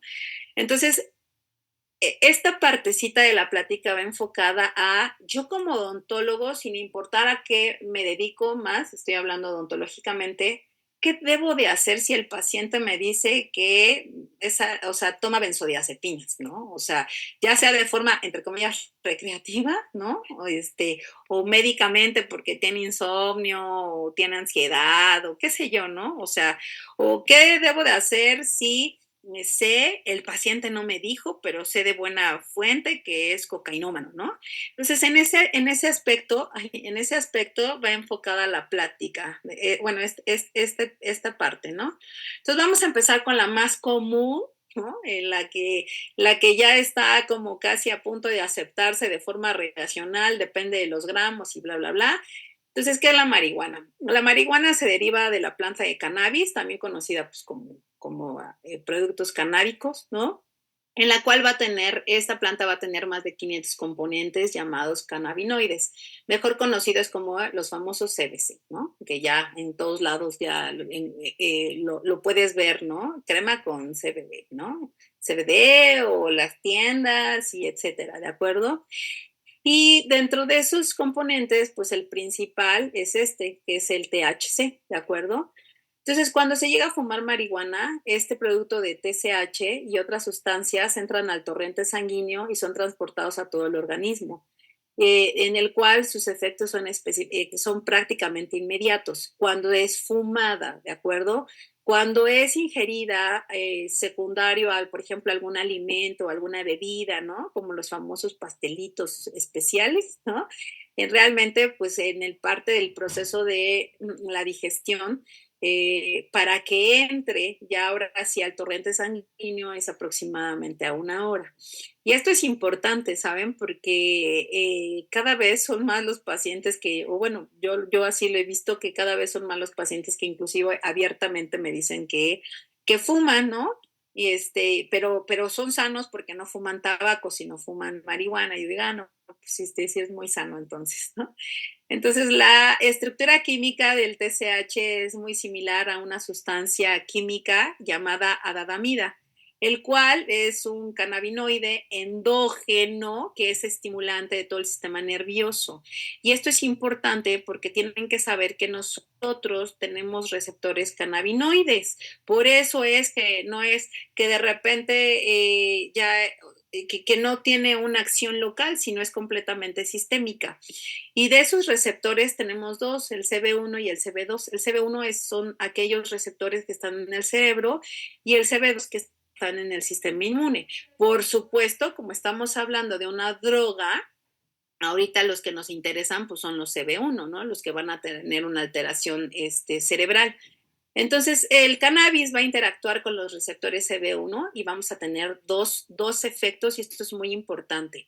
La activación del sistema simpático y la inhibición del sistema parasimpático. Entonces, en el caso del uso, que va a haber una alteración simpático-mimética, es importante porque hay que clasificar a los pacientes como los que recién, pues, como los que recién están fumando o inhalando la marihuana y los que ya son así de, no, pues desde la secundaria, ¿no? Me echo mi churro, ¿no? Entonces, ahorita vamos a ver por qué no es lo mismo. Entonces, a los 30 minutos de haber consumido el cannabis se alcanza una concentración máxima de noradrenalina y esta permanece elevada pues más o menos como 2 horas y va a tener algunas alteraciones cardiovasculares, ¿no? Entonces, te decía, no es lo mismo los nuevos consumidores que los consumidores crónicos, no son los mismos síntomas. En el caso de los nuevos consumidores, pues va a haber una elevación de la frecuencia cardíaca, un aumento de la contracción ventricular, y pues va a tener un aumento de la presión sistólica. Esto te lo digo, hay que poner un asterisco, te lo digo, por el tipo de anestésico que vayas a utilizar, ¿de acuerdo? Y en los consumidores crónicos, aquí va a aumentar la respuesta parasimpática. Entonces aquí ya no va a estar así como medio acelerado el paciente, sino aquí es todo lo contrario. Va a ser así como el oso perezoso, ¿de acuerdo? Entonces aquí ahora sí ya va a haber una hipotensión, una bradicardia, ¿no? Que a veces ya es tanta que podría llegar a causar un infarto agudo al miocardio. Entonces alguien me va a decir, es que no es cierto, es más fácil que te mueras de un cáncer por tabaco a que te mueras por un infarto por marihuana. Pues a lo mejor probablemente sí, pero pues mucho depende del tipo de paciente y del consumo, ¿de acuerdo? Entonces en el sistema nervioso va a haber vasodilatación y un aumento del flujo sanguíneo cerebral. Podría después de eso, ahora sí ser secundario vasoespasmo que pudiera llegar a producir posteriormente un accidente cerebrovascular isquémico, ¿no? Los famosos infartos cerebrales, ¿de acuerdo? El paciente va a tener una temperatura disminuida, una hipotermia, ¿no? Entonces es cuando empiezan a temblar y con estos temblores, estos escalofríos, respiratoriamente, odontológicamente, sí, aquí hay que tener cuidado porque va a aumentar el tono bronquial y esto va a tener una hiperactividad bronquial, ¿de acuerdo? Es decir, como si fuera prácticamente una crisis asmática en ese momento. No es una crisis asmática, es un ejemplo de una hiperactividad bronquial. Puede llegar a tener edema, faringio. En el caso de la coagulación, ahí odontológicamente nuevamente nos interesa. ¿Por qué? Porque van a estar incrementados los tiempos de coagulación y muchísimo más si es un paciente anticoagulado, ¿de acuerdo? Entonces hay que tener cuidado porque el cannabis está metabolizado por el citocromo P450 y eso puede conducir pues a mayor probabilidad de sangrado gastrointestinal o de una epistaxis, ¿no? de la nada el paciente empezó a sangrar, ¿no? Y por supuesto que pues al interactuar directamente con los receptores cerebrales, pues va a aumentar la percepción sensorial, seguida de una relajación, mareos y problemas en la coordinación, y que esto también, bueno, este aumento de la percepción, pues aumenta el apetito y puede ocasionar ansiedad, así como problemas de memoria. Pero con respecto a los anestésicos, ¿qué? O sea, ¿qué vamos a hacer o cuál vamos a utilizar? Pues miren, la verdad es que la literatura no es tan específica específicamente con la marihuana, ¿de acuerdo? Hay algunos, no hay tantos artículos, o sea, sí hay algunos que hablan de marihuana con anestésicos locales, ¿no? Lo único que sí se ha encontrado es que el mecanismo de acción de la marihuana lo que va a hacer es que va a inhibir los receptores muscarínicos de la acetilcolina. Entonces te va a provocar taquicardia, sensación de bienestar, relajación y euforia. Pero lo que tiene la marihuana es que va a acentuar las emociones preexistentes. Entonces, si el paciente consume, ya me ha tocado, si el paciente se fuma su marihuana, su porrito antes de la cirugía, bueno, perdón que lo aterrice a cirugía, ¿no? Pero si lo hace, ¿no? Para tratar de decir, como soy un fumador crónico y la marihuana me relaja, pues es lógico pensar que me voy a echar un cigarrito, ¿no? Para antes de la cirugía para relajarme. El problema es que va a producir todo lo contrario. Acentúa las emociones preexistentes y entonces esta ansiedad que tiene el paciente se va a incrementar. Entonces va a ser el manejo, va a ser mucho más complicado porque el paciente cree que se está relajando, porque eso es lo que hace la marihuana, pero no es así, psicológicamente lo va a alterar más. Entonces, hay que hacer una buena historia clínica, hay que, como te lo explicaba, no es lo mismo un nuevo consumidor o un consumidor crónico, porque recuerden nuevamente que al inicio los efectos van a ser adversos, son simpático-miméticos, va a haber mucha liberación de catecolaminas, entonces después realmente lo que va a predominar es el sistema parasimpático. Entonces, ¿qué es lo que tenemos que hacer con estos pacientes? Estos pacientes los tienes que manejar como si fueran pacientes post-infartados, como si fueran pacientes con alteraciones cardiológicas, es decir, tienes que hacer un buen manejo de la conducta del estrés y de la ansiedad del paciente para no potencializar los efectos simpáticos.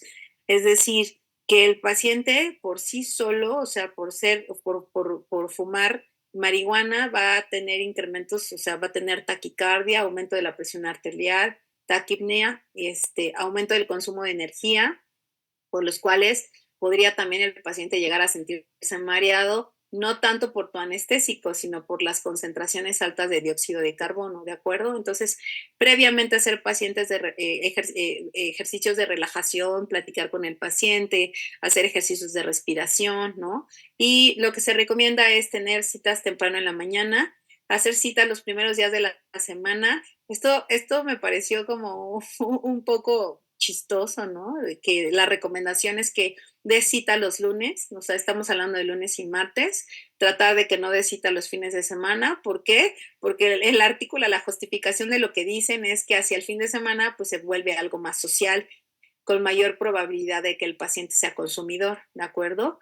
Que igual estas indicaciones no las digo yo, o sea, lo dice la literatura, repito, para pacientes posinfartados y para pacientes con alteraciones cardiológicas, que sea un ambiente cálido, la temperatura, la iluminación, música relajante. Con música relajante voy a poner un asterisco y voy a abrir un paréntesis, no es la plática, pero esta parte de la musicoterapia es medicina basada en evidencia. Antes, inicialmente, solamente se tenía en cuenta que hay ciertas, no me las sé, por supuesto, pero las pueden buscar, pero hay ciertas melodías, estamos hablando de música clásica, que cerebralmente van a tener alteración en las ondas. Entonces, en las ondas cerebrales. Entonces, lo que hacen es sí o sí, lo manejan como si fuera un tipo de anestésico, ¿no? Entonces, la musicoterapia sí tiene una fundamentación científica, sí funciona, sí relaja al paciente. Las nuevas investigaciones es que han descubierto que ya no nada más es específicamente de música clásica. Lo que se ha descubierto es que es la música que al paciente le relaje. ¿Qué significa? Si al paciente le relaja escuchar Metallica y es un paciente ansioso y a ti te pone un poco más histérico, no lo sé, aquí lo importante es el paciente, ¿de acuerdo? Entonces, si Metallica le relaja al paciente, no necesitas poner música clásica. Si eso le relaja al paciente, funciona como verdaderamente una técnica científica y comprobada para tener una mejor relajación del paciente, ¿de acuerdo? Entonces, bueno, ya cierro el paréntesis. Que no se crea que nada más es la música de cámara y sinfónica, ¿no? No mostrar el instrumental, esto es muy importante. Yo cuando voy a operar a un paciente siempre tapo el instrumental, o sea, porque inclusive yo me pongo como paciente y si me van a hacer un procedimiento, así sea una biopsia, lo que menos quiero es estar viendo el bisturí, ¿no? O sea, yo ya sé qué me van a hacer, pero mi cerebro no lo necesita, ¿de acuerdo? Entonces, como conclusión, realmente la literatura no menciona que debas de utilizar un anestésico específico.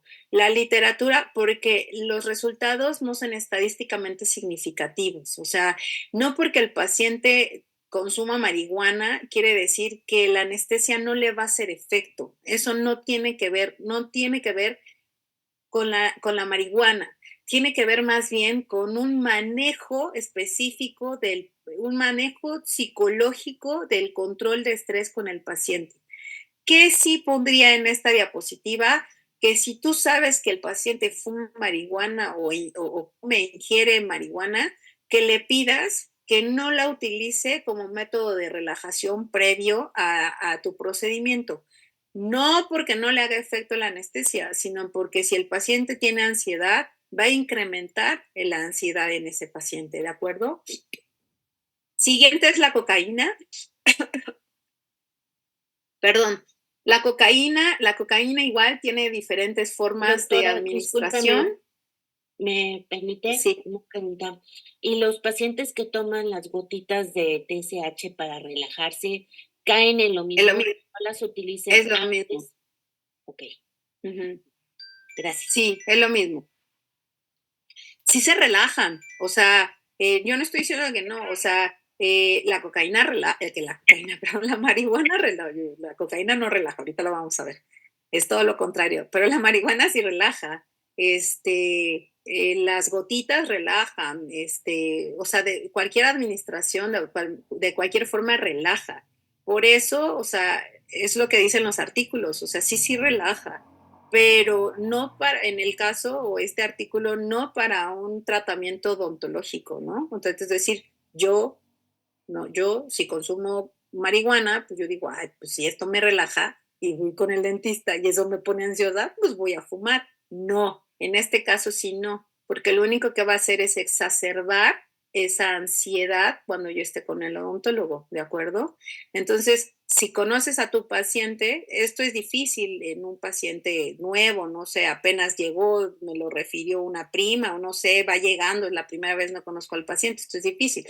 Pero si es tu paciente, ya de tiempo atrás, ¿no? Yo tengo muchos pacientes que ya ampliamente sí me dicen, ¿no? O a escondidas de la mamá, me dice, pues es que no fumo, no fumo tabaco, y esos tengo un montón, no fumo tabaco, ¿no? Fumo marihuana, y ¿cuándo puedo? Y también la otra pregunta del millón es, ¿cuándo puedo fumar? ¿No? Entonces, si conozco al paciente, le digo, oye, no fumes, porque aunque sí te relaja, no te va a relajar para el procedimiento, ¿de acuerdo? Ahora les decía, en el caso de Doctora, la cocaína es todo lo contrario, ¿no? Ajá, disculpa que le interrumpa. ajá, Entonces, dime. por ejemplo, el paciente, en caso de que nosotros sepamos que consumió marihuana, sí podemos dar la consulta, o sea, solamente va a causarle más ansiedad el consumo, o sea, pero no hay ningún problema con el anestésico local. Ningún problema, ningún problema, ningún problema. Fíjate, apenas estoy escribiendo un artículo, con sobre todo las alteraciones, y la verdad es que los artículos, el problema es que ninguno, en el caso específico de la marihuana, ninguno llega a una conclusión de decir si hay una alteración. Entonces, no, o sea, podrías anestesiarlo normal, o sea, y lo que sí dejé bien claro es, no le echen la culpa a la marihuana de que el paciente no está anestesiado adecuadamente.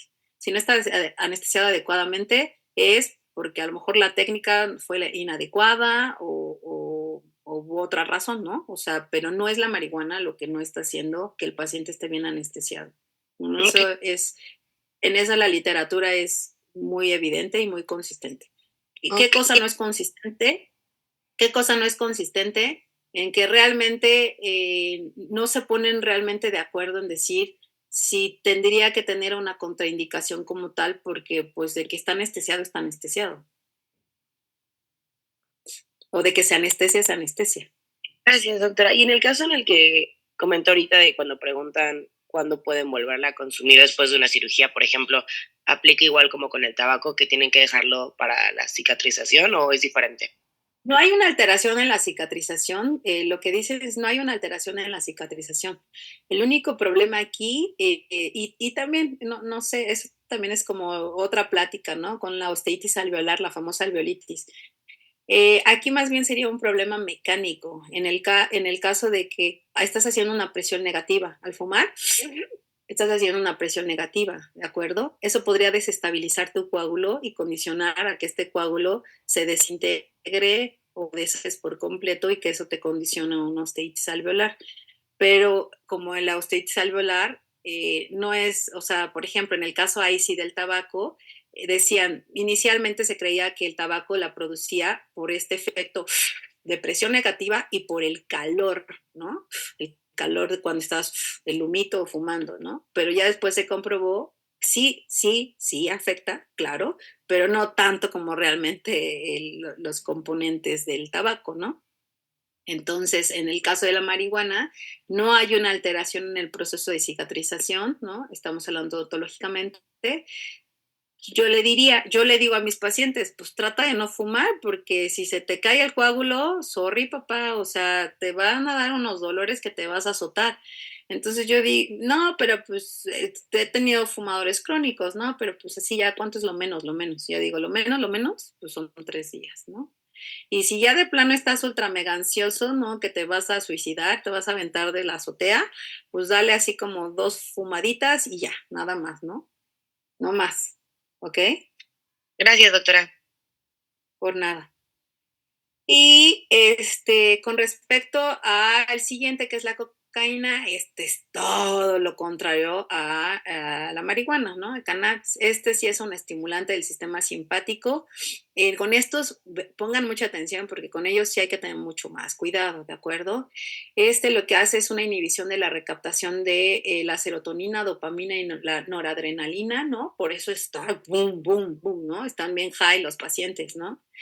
Y eso genera pues una sensación de euforia y de excitación, tiene un efecto antiarrítmico, bloqueando los canales de sodio y potasio y previniendo la propagación del potencial de acción. Por eso están como anestesiados, ¿no? Por eso te lo puse en la historia, que lo utilizaban en la lengua y qué pasaba, ¿no? Pues se pierde la sensación del gusto, pues, prácticamente me puedo arrancar la lengua y no me duele, ¿no? O sea, lo que está haciendo es como una anestesia, ¿no? O sea, como si fuera una anestesia mega potente.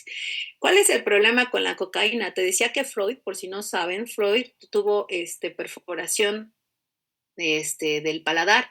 ¿Por qué? Porque la cocaína es un potente, ultra potente vasoconstrictor, ¿de acuerdo? Entonces puede llegar a generar isquemias, pero impresionantes. Aquí, por supuesto, antes del paladar puede existir, que es mucho más fácil, la perforación del septum nasal, que pues es cartílago, es más delgadito, ¿no? Entonces es más fácil que se perfore, pero pues no somos otorrinos, pues no nos interesa tanto eso. Ya les puse aquí en el caso del paladar, ¿no? Todas estas son fotos de pacientes cocainómanos, entonces en los cuales, pues bueno, eso es secundario a la utilización de la cocaína.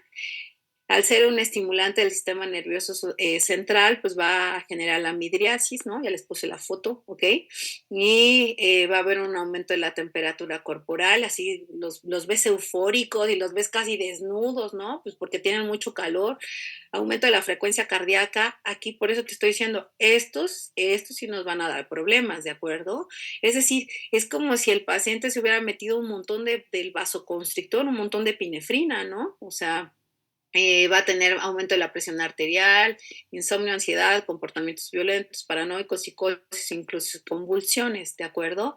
Entonces, ¿qué onda con nuestros anestésicos? Entonces aquí, pues por supuesto que ya lo dije, la cocaína potencializa el uso del vasoconstrictor, entonces ten mucho cuidado, porque aquí sí podrías generar que el paciente tenga un infarto en el sillón dental, ¿de acuerdo?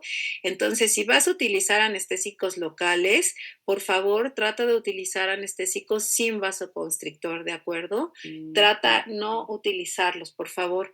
Entonces, y bueno, por supuesto, si el paciente estoy hablando un paciente intoxicado, ¿no? O sea, en este momento, un paciente intoxicado, pues creo que sobra decirte que no lo atiendas, ¿de acuerdo? Pero vamos a pensar que tienes un paciente crónico, ¿no? O sea, un paciente adicto, pues ahí sí debes de tener mucho cuidado, ¿de acuerdo? Independientemente del manejo del estrés que vayas a tener con el paciente. Entonces, sí o sí hay que tener un protocolo de reducción de estrés. ¿Cuál es ese protocolo? Ya te lo dije ahorita, no lo digo yo, lo dice la literatura, de verdad. Es hablar con el paciente, son pacientes con los cuales te tienes que tomar el tiempo de sentarte, ya no de abre la boca, te voy a anestesiar, no, es de explicarles, de relajarlos, de poner, ya decíamos, la musicoterapia, de la calidez de tu consultorio, de la luz, de los ruidos, o sea, ese es el protocolo de reducción de estrés, ¿de acuerdo? ¿Ok? Para evitar que este paciente, pues como todos, cuando estamos ansiosos del nervio de que ya me va a picar, etcétera, y que por esa ansiedad, ¿no? Haya una liberación de catecolaminas y que eso genere, pues me genere más taquicardia, ¿ok? Entonces trata de utilizar el vasoconstrictor. ¿Qué pasa? Ahora sí, ¿qué pasa si dices, es que no sabes qué? O sea, sí o sí necesito vasoconstrictor. Lo necesito porque voy a hacerle una cirugía, porque va a sangrar mucho, porque no, o sea, la respuesta es no uses vasoconstrictor. Lo siguiente es no, es que sabes que si lo necesito. Ah, bueno, si lo necesitas, maneja al paciente como si fuera un cardiópata, ¿de acuerdo? Es decir, si es un paciente cardiópata, que no creo que lleguemos a esa zona, pero hasta esa parte, pero apúntalo porque también te va a servir para pacientes cardiópatas, como todos. ¿Cuántos de ustedes no atienden pacientes hipertensos? Controlados, pero atienden. Entonces, en aquellos pacientes que son cardiópatas, debes de utilizar 2 cartuchos, apúntalo, 2 cartuchos de anestésico local con epinefrina en 1 en 100,000. Casi todos los cartuchos, abre ahorita tu cajón, ve los anestésicos que tienes, casi todos los anestésicos que utilizas con vasoconstrictor vienen en una dilución 1 en 100,000. ¿Qué quiere decir? Que esa medicina, es decir, esa epinefrina, está diluida 100,000 veces, o sea, sí súper diluida, ¿de acuerdo? Casi todos los cartuchos que tú tienes vienen así, ¿de acuerdo? Entonces, ¿por qué dice ahí 1, 2 o 4? Bueno, vamos a pensar que te dio la de malas, ya no pudiste ir a comprar anestesia, abres el cartucho y lo único que tienes a lo mejor, vamos a pensar, es, no lo sé, articaína o no sé, no sé, alguna otra concentración. Entonces, mira, lo normal es que tú tengas esa concentración en 100,000, por eso son 2 cartuchos. Pero vamos a pensar que tienes algún cartucho que esté diluido 50,000, es decir, la medicina está 50,000 veces diluida, no 100,000. ¿Qué significa? Que está mucho más concentrada. ¿Cómo que es más concentrada? Pues sí, 50,000 es la mitad de 100,000, ¿no? Entonces, como está más concentrado el medicamento, si tuvieras ese cartucho, revisa tu cartucho y ve cuánto está diluido. Si tuvieras en 50,000, como es la mitad de la dilución de 100,000, entonces está muy concentrado. Entonces, en ese caso, solamente podrías utilizar un cartucho, ¿de acuerdo? Ahora bien, no, fíjate que tengo aquí y me dice que está diluido en 200,000. ¿Qué quiere decir? Que está extraordinariamente diluido, muy diluido, ¿de acuerdo? Entonces, como está el doble de diluido, o sea, súper, súper diluido, En ese caso podrías utilizar 4 cartuchos. ¿Qué quiere decir? Quiere decir que en pacientes cardiópatas no te puedes ir más allá de 0.04 miligramos de epinefrina. Y yo como hijo sé qué es eso. Pues si tu cartucho está en 100,000, como casi todos los de odontología, son 2 cartuchos. Entonces, si me llegan a preguntar como si fuera en examen, que pacientes cardiópatas, ¿cuántos cartuchos puedo poner? Tiene que ser 2. Yo te diría, la respuesta sería que tú respondas diciendo, pues depende cuánto es la dilución, ¿de acuerdo? ¿Sí queda claro? Entonces, en términos generales, 0.04 miligramos de epinefrina que corresponden a 2 cartuchos, ¿de acuerdo? Estoy hablando en tu paciente hipertenso. Estoy hablando en tu paciente cocainómano, en el caso de que necesites el vasoconstrictor. Si puedes no utilizar vasoconstrictor, adelante. Es que necesito 2 cartuchos. Y la siguiente pregunta, inclusive para los cocainómanos y para los pacientes hipertensos, pero necesito más. Le sigue yendo, necesito más anestésico. ¿Qué hago? Pues si necesitas más anestésico, utiliza la anestesia calculada por peso, que máximo para así en paciente promedio, porque no creo que no creo que lleguemos a esa parte del cálculo, pero para que sepas, un paciente promedio, de peso promedio, depende del anestésico, la concentración, etcétera, pero un promedio son 12 cartuchos. Y ponle un asterisco, la articaína no entra ahí, ¿de acuerdo? Porque acuérdate que la articaína dijimos que está al 4%, es decir, que es un chorro de medicina lo que tienes ahí adentro. La articaína no la metas ahí. Pero vamos a pensar, son 12, 14 cartuchos, vamos a ponerle a 12, ¿de acuerdo? Si son 12 cartuchos lo que le toca como dosis máxima a ese paciente, porque tú vas a decir, pues yo a un paciente le metí 20, pues digo, pues sí, y espero que siga hablando, ¿no? Que no se haya intoxicado.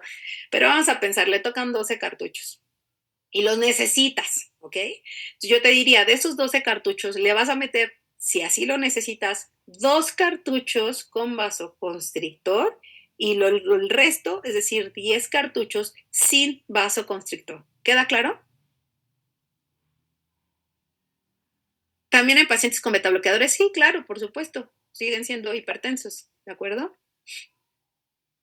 El siguiente, que es donde casi todos también tenemos pacientes, son con los analgésicos opioides, ¿de acuerdo? Estos se llaman analgésicos opioides porque vienen de la amapola. Entonces, estos lo que hacen es el bloqueo de los receptores opioides mu, kappa y delta, que están a nivel del sistema nervioso central, y lo que hacen es que bloquean la sensación del dolor en los centros superiores. Por eso son, pues, a nivel del sistema nervioso central. Nosotros los que utilizamos, ¿no? El 95% de las veces, pues son que no actúan a nivel del sistema nervioso central, los famosos AINES, ¿de acuerdo? Entonces aquí es importante porque lo que va a hacer es que va a disminuir la excitabilidad neuronal. Los que más se utilizan en ese caso son la oxicodona, el fentanilo o ya como droga, no como droga recreativa, no farmacológica, sería la heroína, ¿no? Pero también hay muchos, la morfina, la metadona, el famoso tramadol y la codeína. Pon mucha atención porque de estos, yo creo que como odontólogo seguramente has llegado a utilizar el tramadol. Entonces, a veces yo he visto que el tramadol lo utilizan pues como cualquier analgésico y no es cualquier analgésico. Yo en lo personal, a mí no me, bueno, en lo personal estoy hablando como odontóloga, ¿no? No que yo lo utilice. En lo personal a mí no me encanta el tramadol, yo trato de no mandárselo a los pacientes, ¿no? Pero los opioides se absorban en el tracto gastrointestinal, en la mucosa nasal, mucosa oral, pulmón y vía subcutánea e intramuscular. Es decir, tenemos tenemos muchas formas farmacéuticas de utilización, ¿no? Gotitas, spray, hasta en spray de nasal, ¿de acuerdo? Y como actúan a nivel del sistema nervioso central, son depresores del sistema respiratorio. Entonces, si estamos hablando de que deprimen el sistema respiratorio, pues va a haber también una disminución en la frecuencia respiratoria. Entonces, hay que tener mucho cuidado, ¿ok? Pueden llegar a provocar serostomía, euforia, prurito, náuseas, vómito. Eso pasa mucho, mucho con el tramadol. Es decir, tiene un dolor intensísimo el paciente, pero secundario a eso, luego dice, doctora, ya me quitó el dolor, pero ahora estoy toda mareada o ya vomité, ¿no? Y sí, pues sí, produce mucha analgesia y también te decía, como es depresor, pues va a tener una depresión en el sistema respiratorio y en la frecuencia cardíaca, ¿de acuerdo? Con respecto a los anestésicos locales, los opioides potencializan este efecto del sistema nervioso central, ya te decía, del anestésico local y ocasionan una depresión respiratoria. Entonces aquí ya no es tanto el vasoconstrictor. Aquí realmente lo que hacen los opioides es que realmente potencializan el efecto del anestésico, no del vasoconstrictor, del anestésico. Entonces, de preferencia, trata de realmente hacer tu cálculo por peso, por kilogramo del paciente, que lo hagas individualizado y trata de no utilizar tanto anestésico, porque la anestesia que tú utilices lo que va a hacer es que su organismo tú dices, le puse pero no entiendo por qué tiene una toxicidad o por qué tuvo una toxicidad, ¿no? No entiendo por qué se me desmayó el paciente en el consultorio. Pues porque realmente el anestésico pues se potencializó, ¿de acuerdo? Nosotros no lo utilizamos o no deberíamos y ni siquiera creo que, o sea, no habría que estar en tu botiquín, pero nada más para que lo sepan, igual, en aquellos pacientes que tienen depresión respiratoria, hay un medicamento que se llama naloxona, lo que hace es, no sé si lo han visto, ¿no? En los artistas, ¿no? Que ya lo encontraron tirado en el baño por una sobredosis y lo llevaron al hospital y lo sacaron adelante, fue porque lo revirtieron, es decir, le pusieron un medicamento para disminuir esos efectos. Ese medicamento es naloxona, ¿de acuerdo? Eso revierte el efecto depresor. Que no lo sacaron adelante como Michael Jackson, ¿no? O como muchos otros, bueno, pues ojalá hubieran tenido ahí al lado naloxona, porque en ese momento, en el momento en que cayó en un paro cardiorrespiratorio, bueno, principalmente primero respiratorio y luego ya cardíaco, si le hubieran puesto un poco de naloxona, pues otra vez así como de lo reviven, ¿de acuerdo? Entonces, ¿qué es lo que tenemos que hacer como odontólogos? Debemos delimitar la dosis del anestésico local, ¿de acuerdo? Trata de anestesiar, trata de tener una buena técnica, de ser asertivo en tus maniobras anestésicas, ¿de acuerdo? Para que no tengas que hacer una reinfiltración.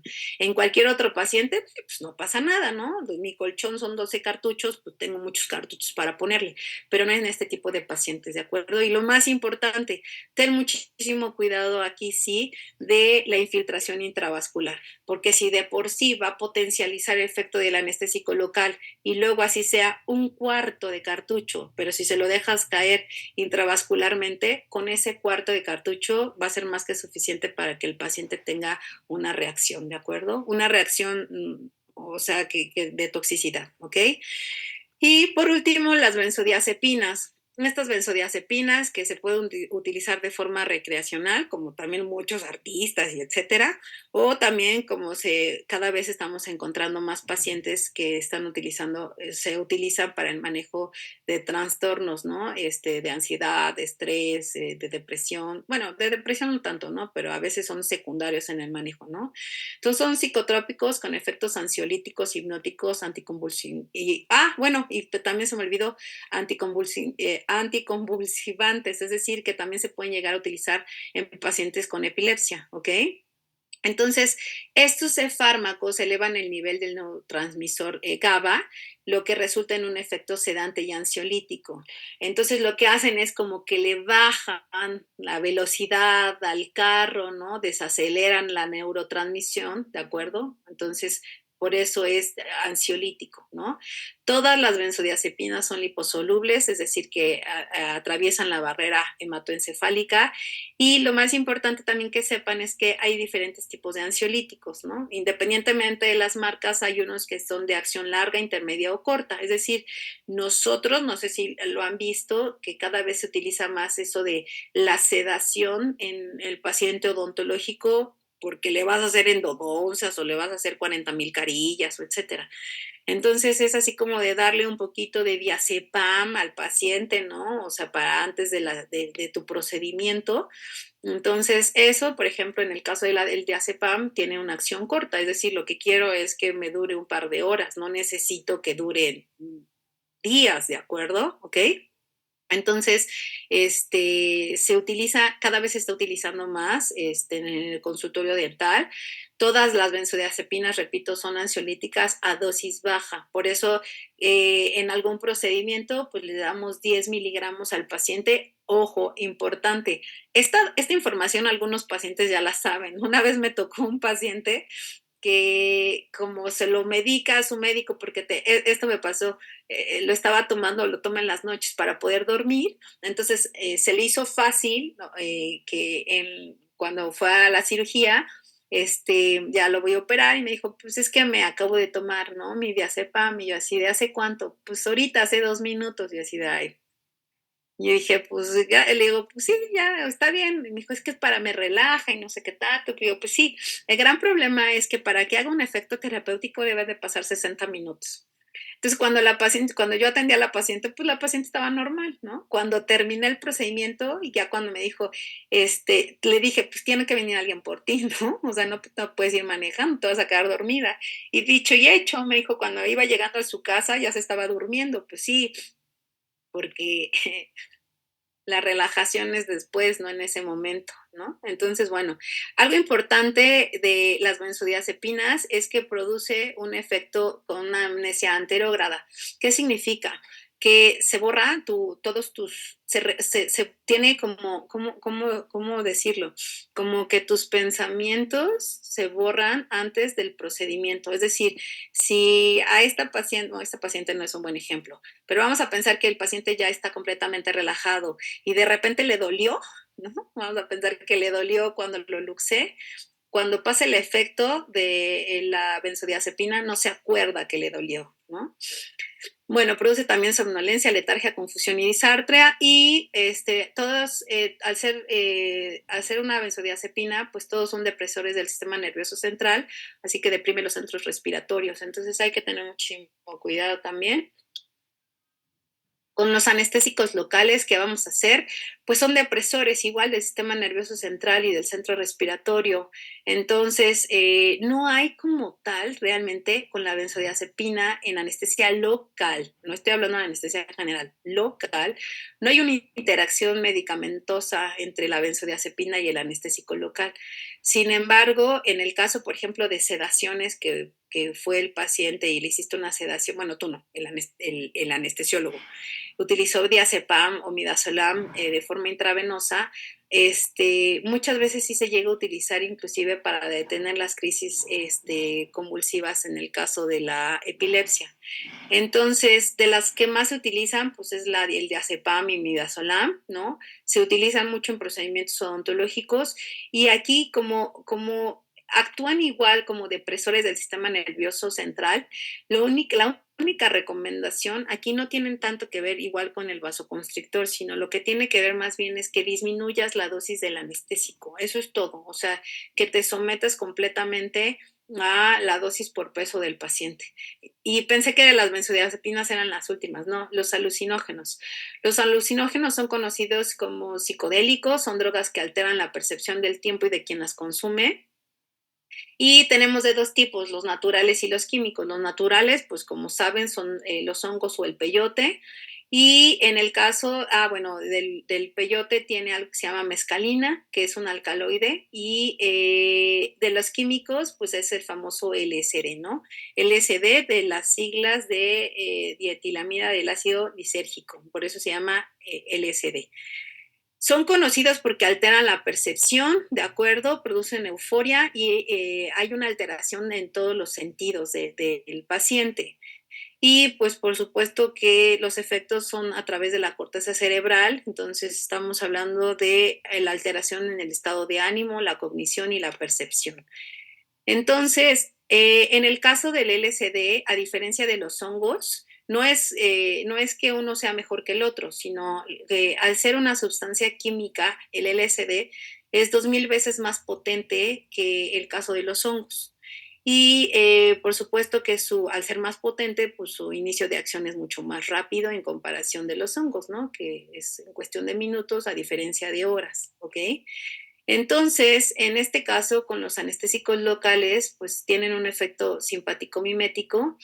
Entonces, todas estas que son drogas alucinógenas potencializan los efectos sistémicos de los vasoconstrictores. ¿Qué quiere decir? En el caso de estos alucinógenos, debemos de tratarlos prácticamente como si fuera la cocaína, ¿de acuerdo? Que hay que manejar de preferencia, bueno, aquí, hay que de preferencia evitar el uso de los vasoconstrictores y la utilización de los anestésicos locales. Es decir, en estos pacientes específicamente, si vienen en un estado eufórico, aquí sí hay que suspender por completo, obviamente, la atención. A diferencia, por ejemplo, de la marihuana, ¿no? O a diferencia de los pacientes que utilizan cocaína de manera crónica. Ahí no tienes por qué suspender la consulta. En este caso, de preferencia, no atiendas al paciente y si necesitas atender al paciente, pues trata de no utilizar vasoconstrictor, ¿de acuerdo? Y pues eso sería todo. No sé si tengan alguna duda o pregunta. Perdón que ya no pudimos llegar a la siguiente etapa. Agregué esta parte de las interacciones porque es algo que recurrentemente me han estado preguntando. Entonces, por cuestiones de tiempo, no vamos Sí, esa es una muy buena pregunta, Gabriela, de la ayahuasca. Sí, efectivamente, se considera en esta clasificación como hongos. No, esta ayahuasca también ha sido estudiada muchísimo, ¿no? Por la medicina, estoy hablando la parte científica. No es algo que se utilice recurrentemente, ¿no? Como la cocaína o como la marihuana, una benzodiazepina, pero se clasifica igual como alucinógenos, exactamente. Doctora, Y pues bueno, no sé si... sí, ¿no? cuando habló de que cuando anestesiamos lo que duele es la temperatura y la rapidez, Ajá. ¿es correcto calentar el anestésico antes de aplicarlo? Esa es muy buena pregunta, Gabriela. Ya no pudimos llegar hasta allá y me disculpo por el tiempo, pero sí es una excelente pregunta. Está completamente contraindicado que se caliente el cartucho. A mí todavía, como les digo que yo soy viejita, a mí todavía me tocó que agarraban el cartucho. Mis profesores agarraban el cartucho y hasta antes se podía fumar, inclusive afuera del salón, ¿no? Entonces agarraban y lo calentaban con el encendedor. Eso está completamente contraindicado. Como duele es la temperatura, porque nosotros tenemos una temperatura de 36.35 grados, ¿de acuerdo? Entonces, y tu cartucho ha de estar en una temperatura, pues, una aproximada que te gusta como de 30 y, no sé, ahorita 25 grados, no lo sé, ¿no? Esa es la diferencia de la temperatura. Entonces, la recomendación, como bien lo dice Pili, efectivamente es que con tu temperatura corporal, o sea, que agarres el cartucho y en este cartucho, en lo que estás platicando con el paciente de cómo estás, oye, mira, te voy a hacer esto, bla, bla, bla.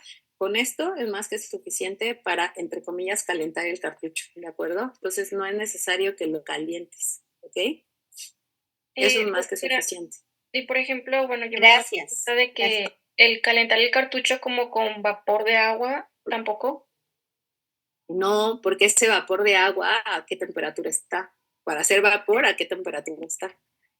Entonces, quieres asegurarte, no sé, de la temperatura, o es que tu mano no es tan caliente porque eres muy friolenta, pues mételo aquí, en el guacal, para que se caliente un poquito más, ¿de acuerdo? Y ya una última pregunta.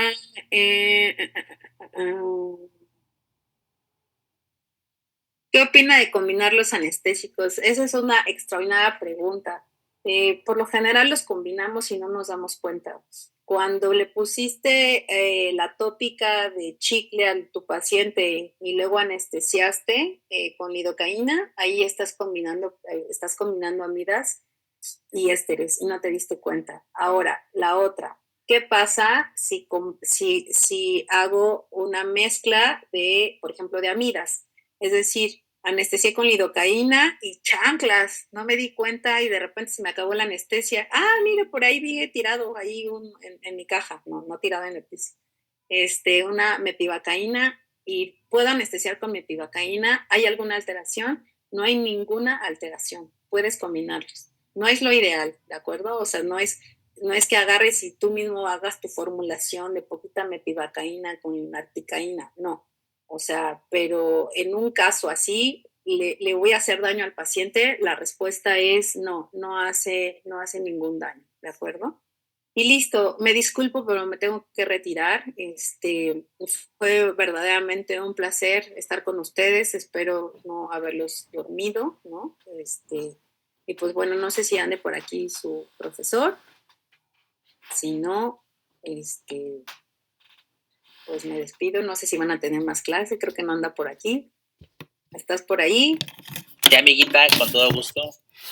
Ya. Ok. Listo, pues me tengo que despedir. Muchísimas gracias y que tengan un extraordinario día. Muchísimas gracias, doctor. Espero que haya sido de mucho provecho.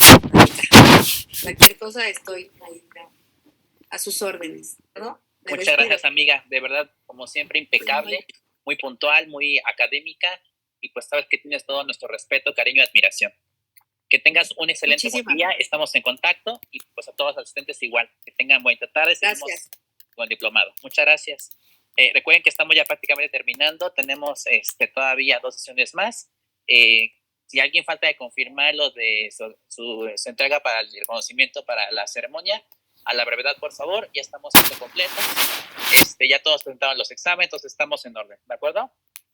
No hay más. ¿Tienen una pregunta que tengan por allí? Las quedan 2 clases todavía, que vamos a la parte de interacciones farmacológicas y la parte de revisión de medicamentos genéricos, patente y ese tipo de cosas que va a estar bien interesante de biofarmacología. Y con eso sabemos que se cubre el diplomado. ¿De acuerdo? No hay más tema. Les agradezco, póngale presente en el chat y nos vemos el próximo sábado. Muchas gracias. Que tengan un buen día.